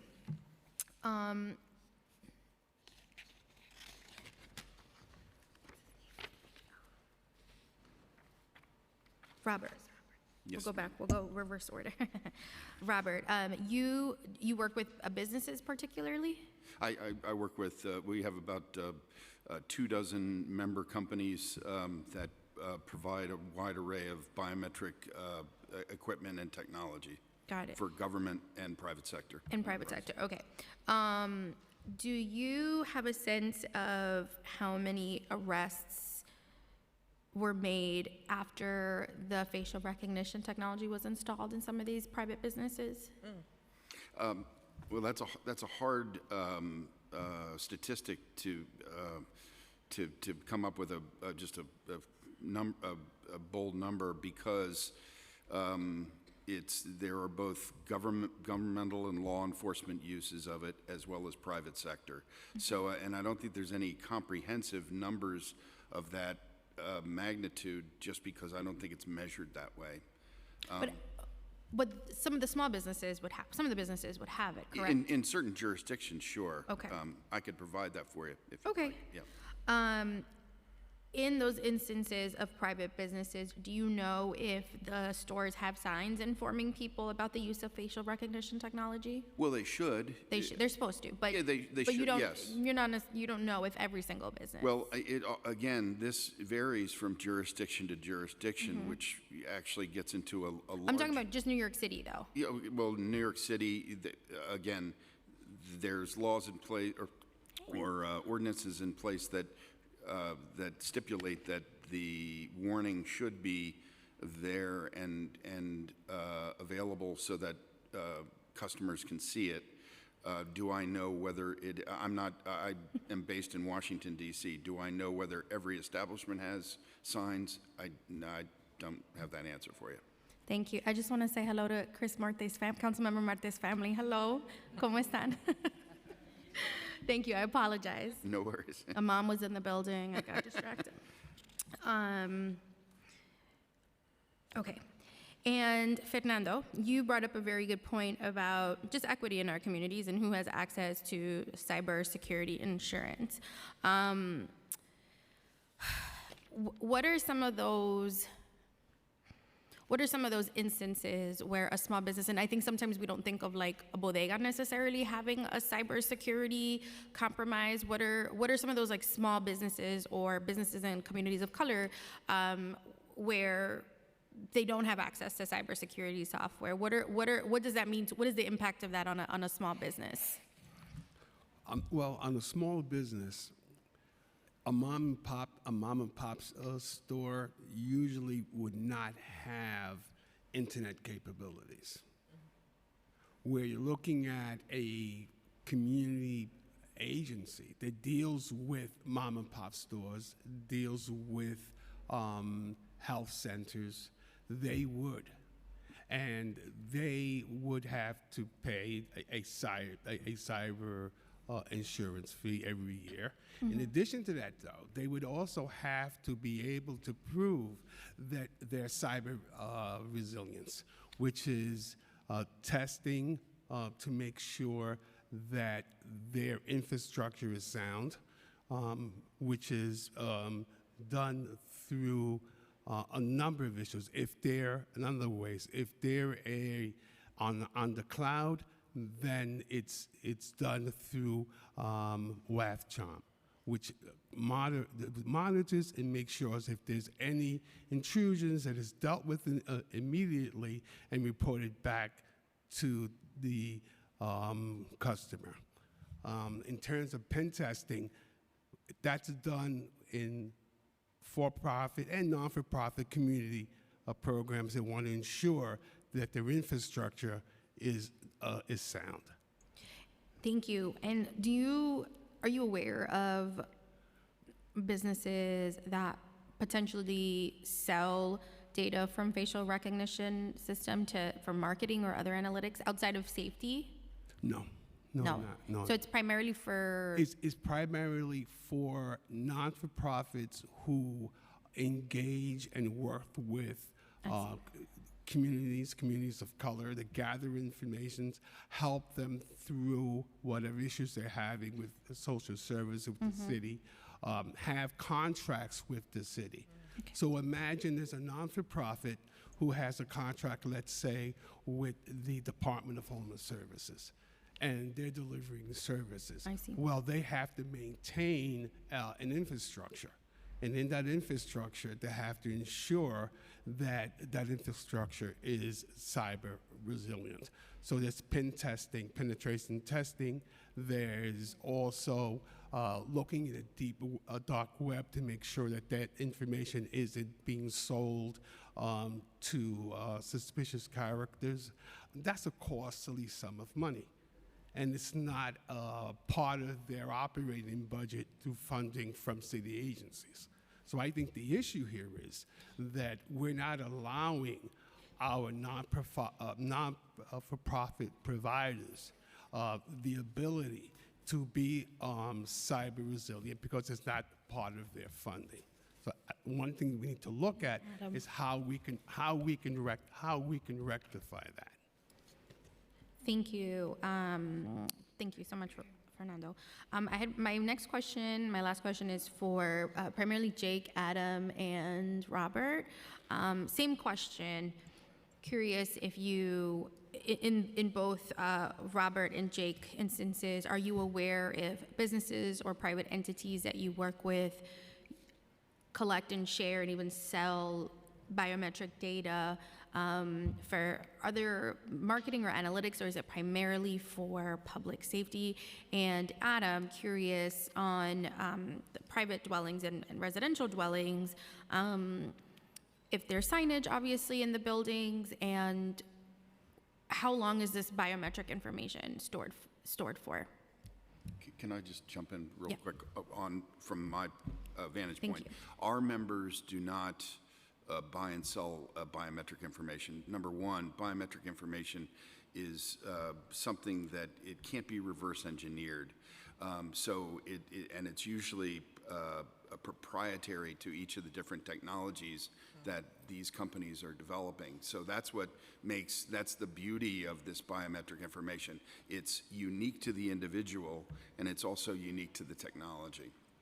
Second of all, I don't know if you are aware of this, but not too long ago, the state of New York and other jurisdictions all around the country, their state governments were selling driver's license information. So I'm not saying that everybody is guilty of this, but there is information brokering is something that has been going on for years and years and years. Whether it's right is not up to me, but it's happening, and it happens on the government side as well as the corporate or enterprise side.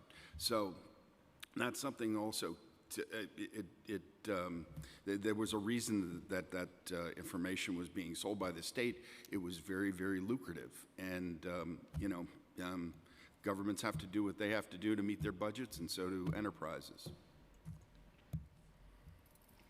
Oh yeah, I'll just echo what Robert was saying. So the way the biometric technology works, that information is useless outside of the system that created it, and so that's why there isn't a market for biometric data in that sense.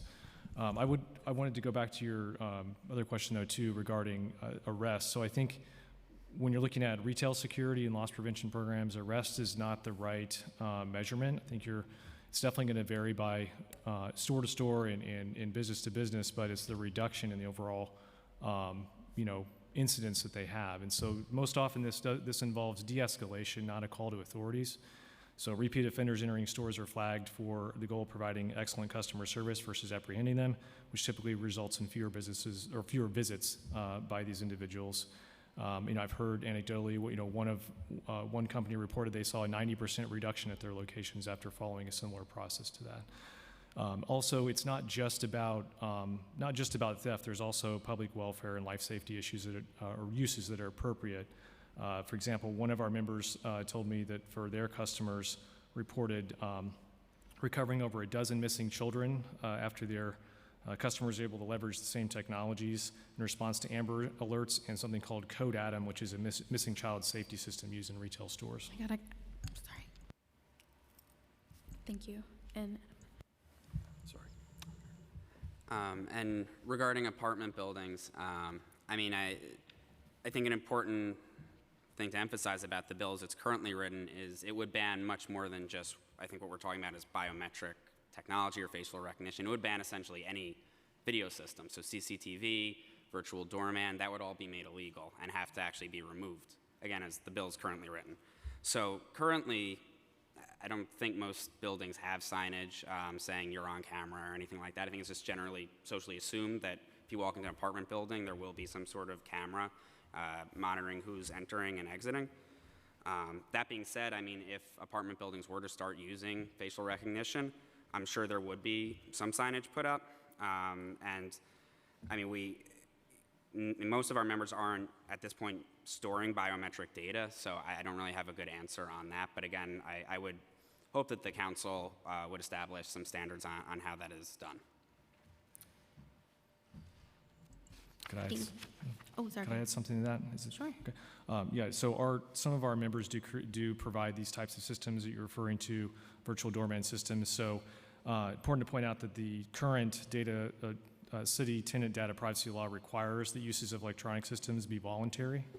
And so, if it were to use biometric functionality, which is available, for those enrolled, they pre-enroll, they have automatic access through the camera at the door. For those that are not enrolled, the system simply reverts back to a manual process. So this could be connecting to an operator who takes other steps to verify whether the person is a tenant or a guest or a delivery person, something like that. Can I say something? Yeah, just turn your mic on. It's on. Just like they have like a do not call list, I think with the information that has already been gathered, if the bill is passed and they outlaw these things, there should be a do not sell that information that's already collected. Or in the future, whatever they decide, it should be a list out there to say, don't put any of this information out there further. I'm not interested in having my information sold. Like, don't pass on my number, don't pass on my information. Maybe there should be some kind of registry or something, and it can have some criteria. Mm-hmm. And in any of your line of work or for your clients, do any of you have any concerns about identity deepfakes or AI-influenced images in the way that businesses, partners, nonprofits are capturing biometric information? Yeah, sure. So it was mentioned earlier that a concern about using biometric data to impersonate your identity. The way biometric information is created and used, that is just not possible. There is concerns about using, deepfakes, perhaps to impersonate someone who's doing some kind of authentication, using their face, and that's something that the industry is definitely on top of. There's technology called liveness detection and authenticity detection in video that's often a layer onto those systems. Right. Can I say something? What if, is the system smart enough to detect, what if I said, hey, I'm gonna look like you, and I got eye color, the eye... Contacts? Contact, I don't wear them, so I don't. The contacts, I got a hair like yours, and I put on the makeup, and I try to beat the system. Would it be able to detect that? People are getting plastic surgery to look like other people, and so many different things. So is that system smart enough to detect that there's a fake, actual human AI that went to a plastic surgeon to look like this person next to them? So could it pick that up in that system? Is it smart? That's a good question. I don't know. know. I deal with technology myself. I let the other people build it, but I deal with the technology. So could someone beat that system by just putting on contacts, hair, and the same kind of dress that someone wears, and put makeup, contour their face with makeup? Could they beat it and put on the same color eyes, change the shape, look with tape? I'm not sure. With tape. I hear you. I hear what you're saying. Okay, let's just say I want to look Asian today. No, I got it, ma'am. I got it. I got the example. what I'm saying? No, I got you. I'm not sure. I don't know if I'm equipped to answer that question. I don't know if anyone here wants to answer it. But I would just simply say the answer is to your question is no. The technology is such that it can detect all of the different types of fakery that goes on when people try to disrupt this. And the even system. surgery? Even surgery. The beauty of the human body is that we are all unique. We all have a set of bones and genes and makeup and irises and retinas that are all unique. Right. You can't fool Now- those sorts of things. I'm so sorry. I just have to get them to answer their questions because we do have other panelists. I apologize. And does anyone else want to weigh in on my original question about deepfakes or concern about that? if I could, Yeah. I'm sorry. So to answer that question is it ever going to be 100% accurate? No, and that's what every hacker strives for, and that's what every company strives for.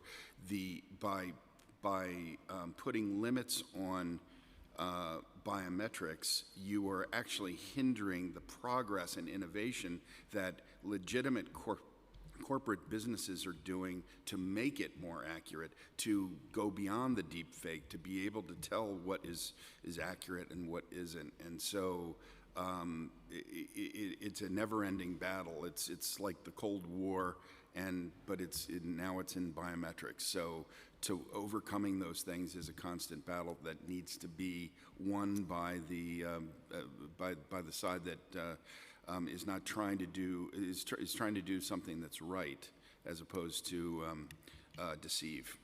And just one last thing. Yes. Okay, so he said you can't beat the system because we have different bones. Well, I know specifically people, if they have a bump on their nose, they shave it. So they're shaving bones and doing different things in the surgeries. So could something like that beat the system? So say, for instance, my nose is like this today. I can go into surgery and get it shaved down and get it contoured, make it smaller. I can get my bone in my chin shaved down to be pointier.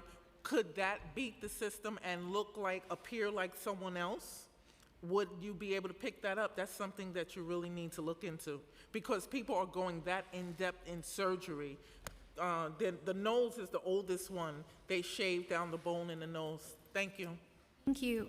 We're going to have Councilmember Hanif ask questions, and then Councilmember Holden. Thank you. I just wanted to point out that Intro 217 isn't a full blanket ban on biometric surveillance, and there are exceptions, especially when it comes to pay by palm at grocery stores or verification at the airport for travel documents. So I just want to be clear that Intro 217 is not saying no, and we recognize that there are some industries that require biometric surveillance for its functions. So I just wanted to point that out. I want to ask, what is your response to the FTC's finding about Rite Aid and what happened there? I mean, I'm sure that created a bit of a controversy. That case specifically running from 2012, the investigation is from 2012 to 2020, involving Rite Aid, and the vast, egregious misuse of this technology is very obvious and very clear. How do you respond to that? Well, I'm glad you asked that question. So first of all, we support FTC's calls for having reasonable safeguards in the elements that they lay out in that particular case. However, keep in mind, this program started in 2012, which was ancient times with respect to this technology. They were using a very outdated technology, first of all, but it was also highly unusual in the way it was implemented, and we believe it's an outlier that's not representative of how these programs are implemented today. Also keep in mind that this was it stemmed from a process from a 2010 order having to do with other types of customer data they're supposed to be protecting, and this decision came out as a result of that. But in any case, the elements that the FTC said were needed to address the shortfalls are reflective of many safeguards that are already integrated in today's software and use policies and recommended practices. And so we fully support those. And I think going back to the earlier point about how effective is this, dozens of the top 100 retailers in the United States, in addition to the small businesses that we're talking about, use this technology on a daily basis and are having success with it. And then the businesses that you represent, are they primarily New York City based? No, so we are members of the providers of the technology that the retailers use. So some of them are. The providers are providing this technology to New York City correct commercial businesses. As well as the TSA, DHS. Right. Yes. But I'm mostly interested in the businesses in New York City. Is that true for both of your? I'm sure some of our members provide biometric how many technology. of your members that are New York City based? I don't know if they're, I'd have to get back to you on that. I don't know. Oh, you don't have that answer. And, Right and what about for you? Yeah, we have like 1,500 members, so I'd have to get That are back. New York City, 1,500 We definitely have, we have tech several companies. dozen that are headquartered in New York City. Okay, I'd like to get that response Right. as soon as Ma'am? possible. And then I also just wanted to understand, and this is my final question because I know we've got another hearing here. Given your point about how the technology that was used in Rite Aid's instance is like from a different era, and like there's been parameters that have like made this technology more efficient. What are the safeguards that the companies are using to prevent misuses, like in the instance of Rite Aid, and what has been done to test for efficacy and accuracy? Well, the National Institute of Science and Technology, NIST, is the gold standard for the measurement of the accuracy of biometrics writ large, in especially when it comes to facial recognition. So it's an armed subset of the U.S. So there's like a laboratory. NIST is a laboratory where you're testing. That is correct. Okay. And companies are constantly testing the efficacy of their algorithms, of their technologies, and the efficacy of by race, by sex, by gender, et cetera, in order to make it as accurate as possible.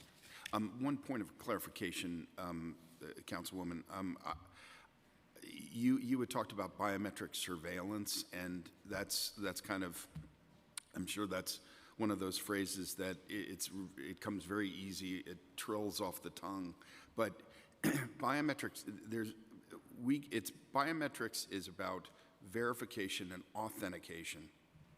When you go to the airport, you submit your driver's license, you get your picture taken at the kiosk. It verifies that the credential that you presented is indeed, the face that's on there is the same face that's in front of the kiosk camera, and also verifies that the credential itself is valid. Right, It's and not, Intro it's not surveillance. 217, It's right, not Intro following you 217 around. isn't that. Pardon? But Intro 217 isn't a ban on that, because TSA's core function requires Right. that authentication.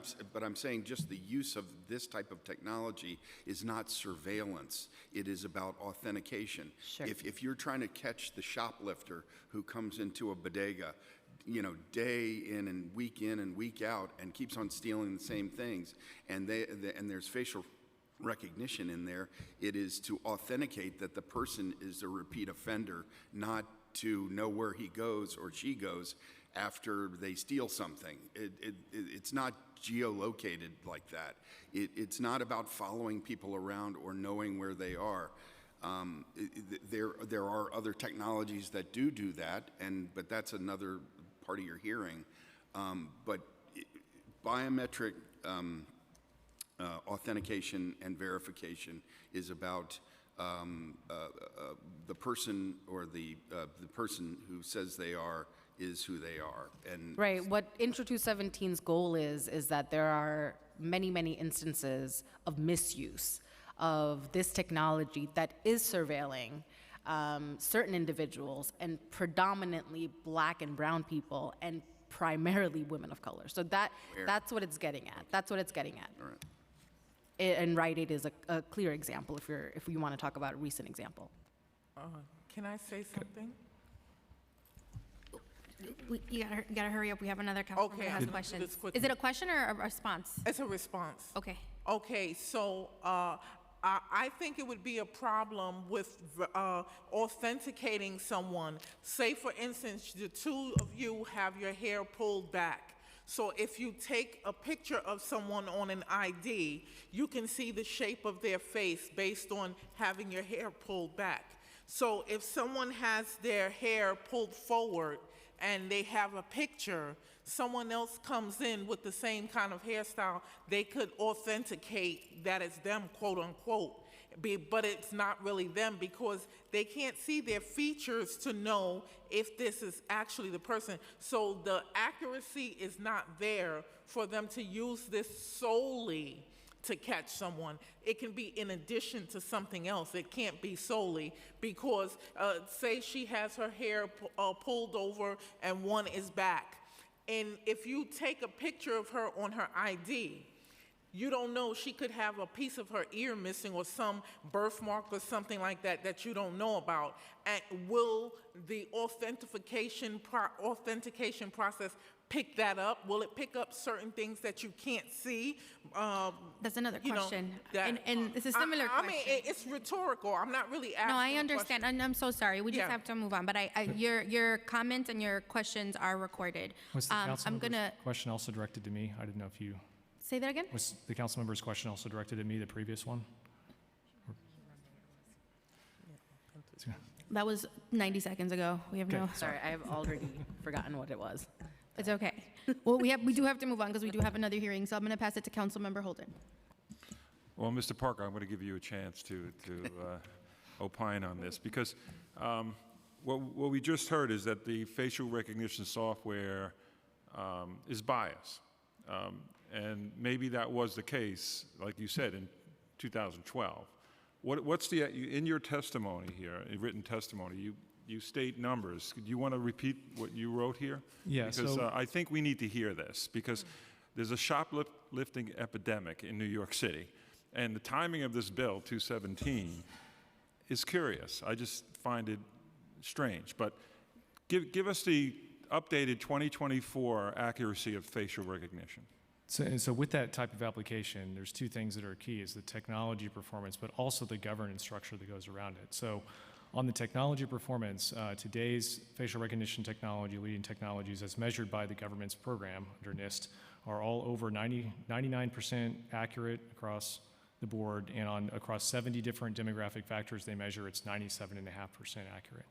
So it's a far cry from where we were just even. So we keep hearing how it's not accurate, but you're saying, and you're in the industry, it's accurate. Unfortunately, there's a lot of old information out there that keeps circulating. It keeps resurfacing, and that's in my research. I found that out that it's very accurate.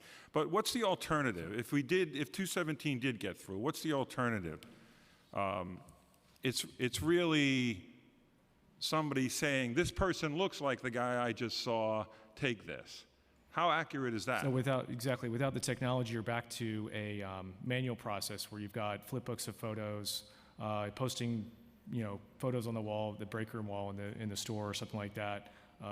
People, humans, security guards, trying to do this kind of recognition at scale.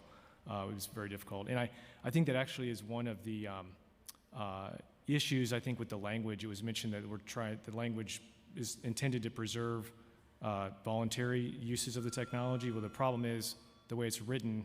It says that it's only an exception to the ban if it must be used to perform that process. If the technology is required, and as you know, in almost every instance, it's not required. It's a way to improve a pre-existing process. Right. Stores had loss prevention programs in place before. Now they can do it better. Thank you. Thank you so much for that. Thanks, Councilmember. Okay, my last question for this panel. Is there a way or a process for a person to delete their image in the same way that I had asked the panel previously? And I read in your I think I read a little bit in your testimony quickly, but. Yeah, so that's part of the governance piece, I mentioned. So in addition to having good technology, you have the right policies and procedures in place. So certainly, best practice here, and as far as I know, being carried out, is providing clear notice at customer entrances, which is already law in New York City, but also people do have to be given a means to contest their enrollment in a kind of program like that. We certainly believe that, and then there needs to be a quick response to any complaints raised, and there's other things that are key to a successful governance program, making sure that there's strict conditions that govern the enrollment to begin with. Only authorized people have access to that information. And then also that there's adequate training of the staff that this alert goes to as far as what to do in different situations. Those are all things that failed in the example that was mentioned before, but I believe are best practices out there today. Thank you. And then the last question is, Indra 217, besides the limitation on identification by facial recognition technology, requires a number of requirements, such as cybersecurity safeguards, a written retention policy, and written consent in advance of any biometric collection. Do you agree that all of those requirements are reasonable and necessary? Could be a quick yes or no. To the gentleman's point over here earlier, I think that is going to be an enormous burden on New York businesses because of how broadly that new definition would be scoped to what kinds of information would have to be subject to policies on retention, destruction, security, control, monitoring, et cetera, because it has to do with any data of any person, which is not just employees or consumers, but even people located outside the city, potentially. Great. I would also say that a lot of the, if you're talking about places of business, the people who are not going to opt in or do that are most likely shoplifters themselves. The problem is that if there's a general policy that everybody has to adhere to, then that's fine.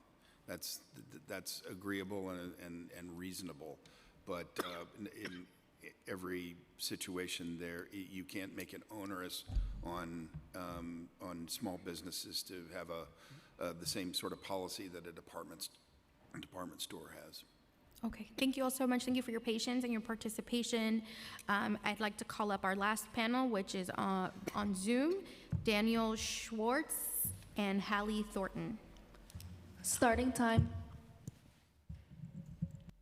I'll call on Hallie Thornton first.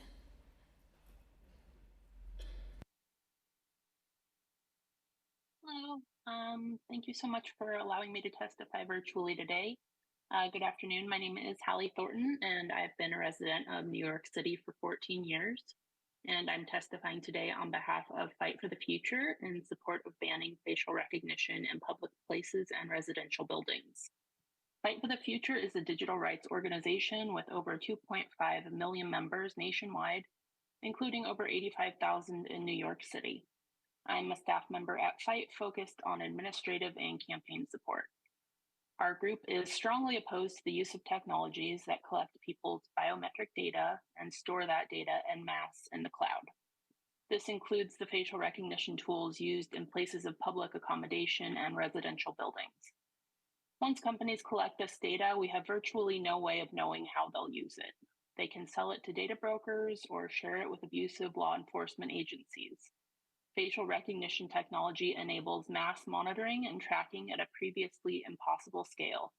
And each time biometric data is shared or leaked, it brings us one step closer to a world in which everyone is identified wherever they go. And privacy no longer exists. Databases of biometric information, unchangeable bodily data, have also already been hacked, posing unprecedented risks to people's privacy and safety. Industry groups will claim that the data they're collecting isn't useful to hackers or anyone else, but that's not the case. If companies create systems for identifying people who are otherwise anonymous using facial recognition, then law enforcement, hackers, and others can abuse and/or recreate those systems. As the New York Department of Education concluded after studying the use of this tech in schools, the harms of facial recognition far outweigh any possible benefits. Facial recognition has been banned in New York schools, and we urge the council to ban it in places of public accommodation and residential buildings. Thank you. Thank you, Hallie. Our last panelist is Daniel Schwartz. Starting time. My name is Daniel Schwartz, and I'm testifying on behalf of the New York Civil Liberties Union. We thank the committee and council members for holding this hearing and for the opportunity to provide testimony today. Biometric surveillance tools enable and amplify the invasive tracking of who we are, where we go, and who we meet. They're also highly flawed and racially biased, and I'm happy to go more in depth on that after my oral testimony. The widespread use of these technologies presents a clear danger to all New Yorkers' civil liberties and threatens to erode our fundamental rights to privacy, protest, and equal treatment under the law. The council must ensure New Yorkers are not surveilled, targeted, discriminated against, and criminalized on the basis of invasive, flawed, and biased technology. To this end, we call for prohibitions on biometric surveillance in areas of severe power imbalance, including its use by law enforcement or other government agencies, in housing, and in other areas where our fundamental rights are at stake or where informed consent cannot be given. The NYCLU supports Intro 217 to prohibit places of public accommodations from using biometric surveillance and require written consent for any collection of biometric data. The face recognition deployment by MSG to target staff from law firms in litigation with MSG points to Orwellian use cases where it will be impossible to move and associate freely. And the technology's racial as well as gender bias risks disproportionately impacting women and people of color, such as in the misidentification of a Black teenager that barred her from entering an ice skating rink, or in that of a woman in the UK just recently who was misidentified as a shoplifter and subsequently bag searched, asked to leave the store, and banned from all stores using the same vendor.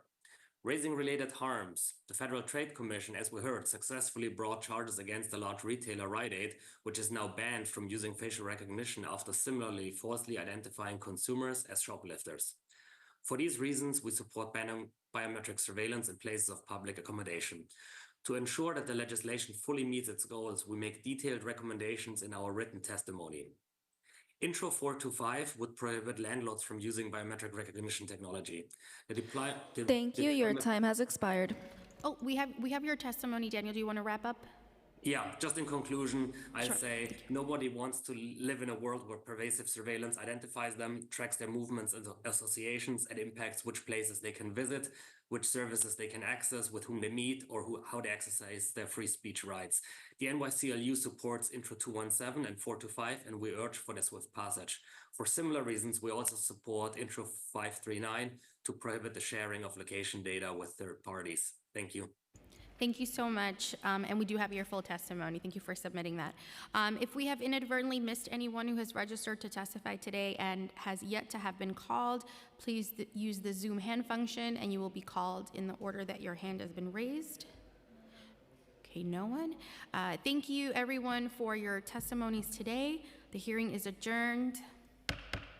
Adios. Thank you everyone.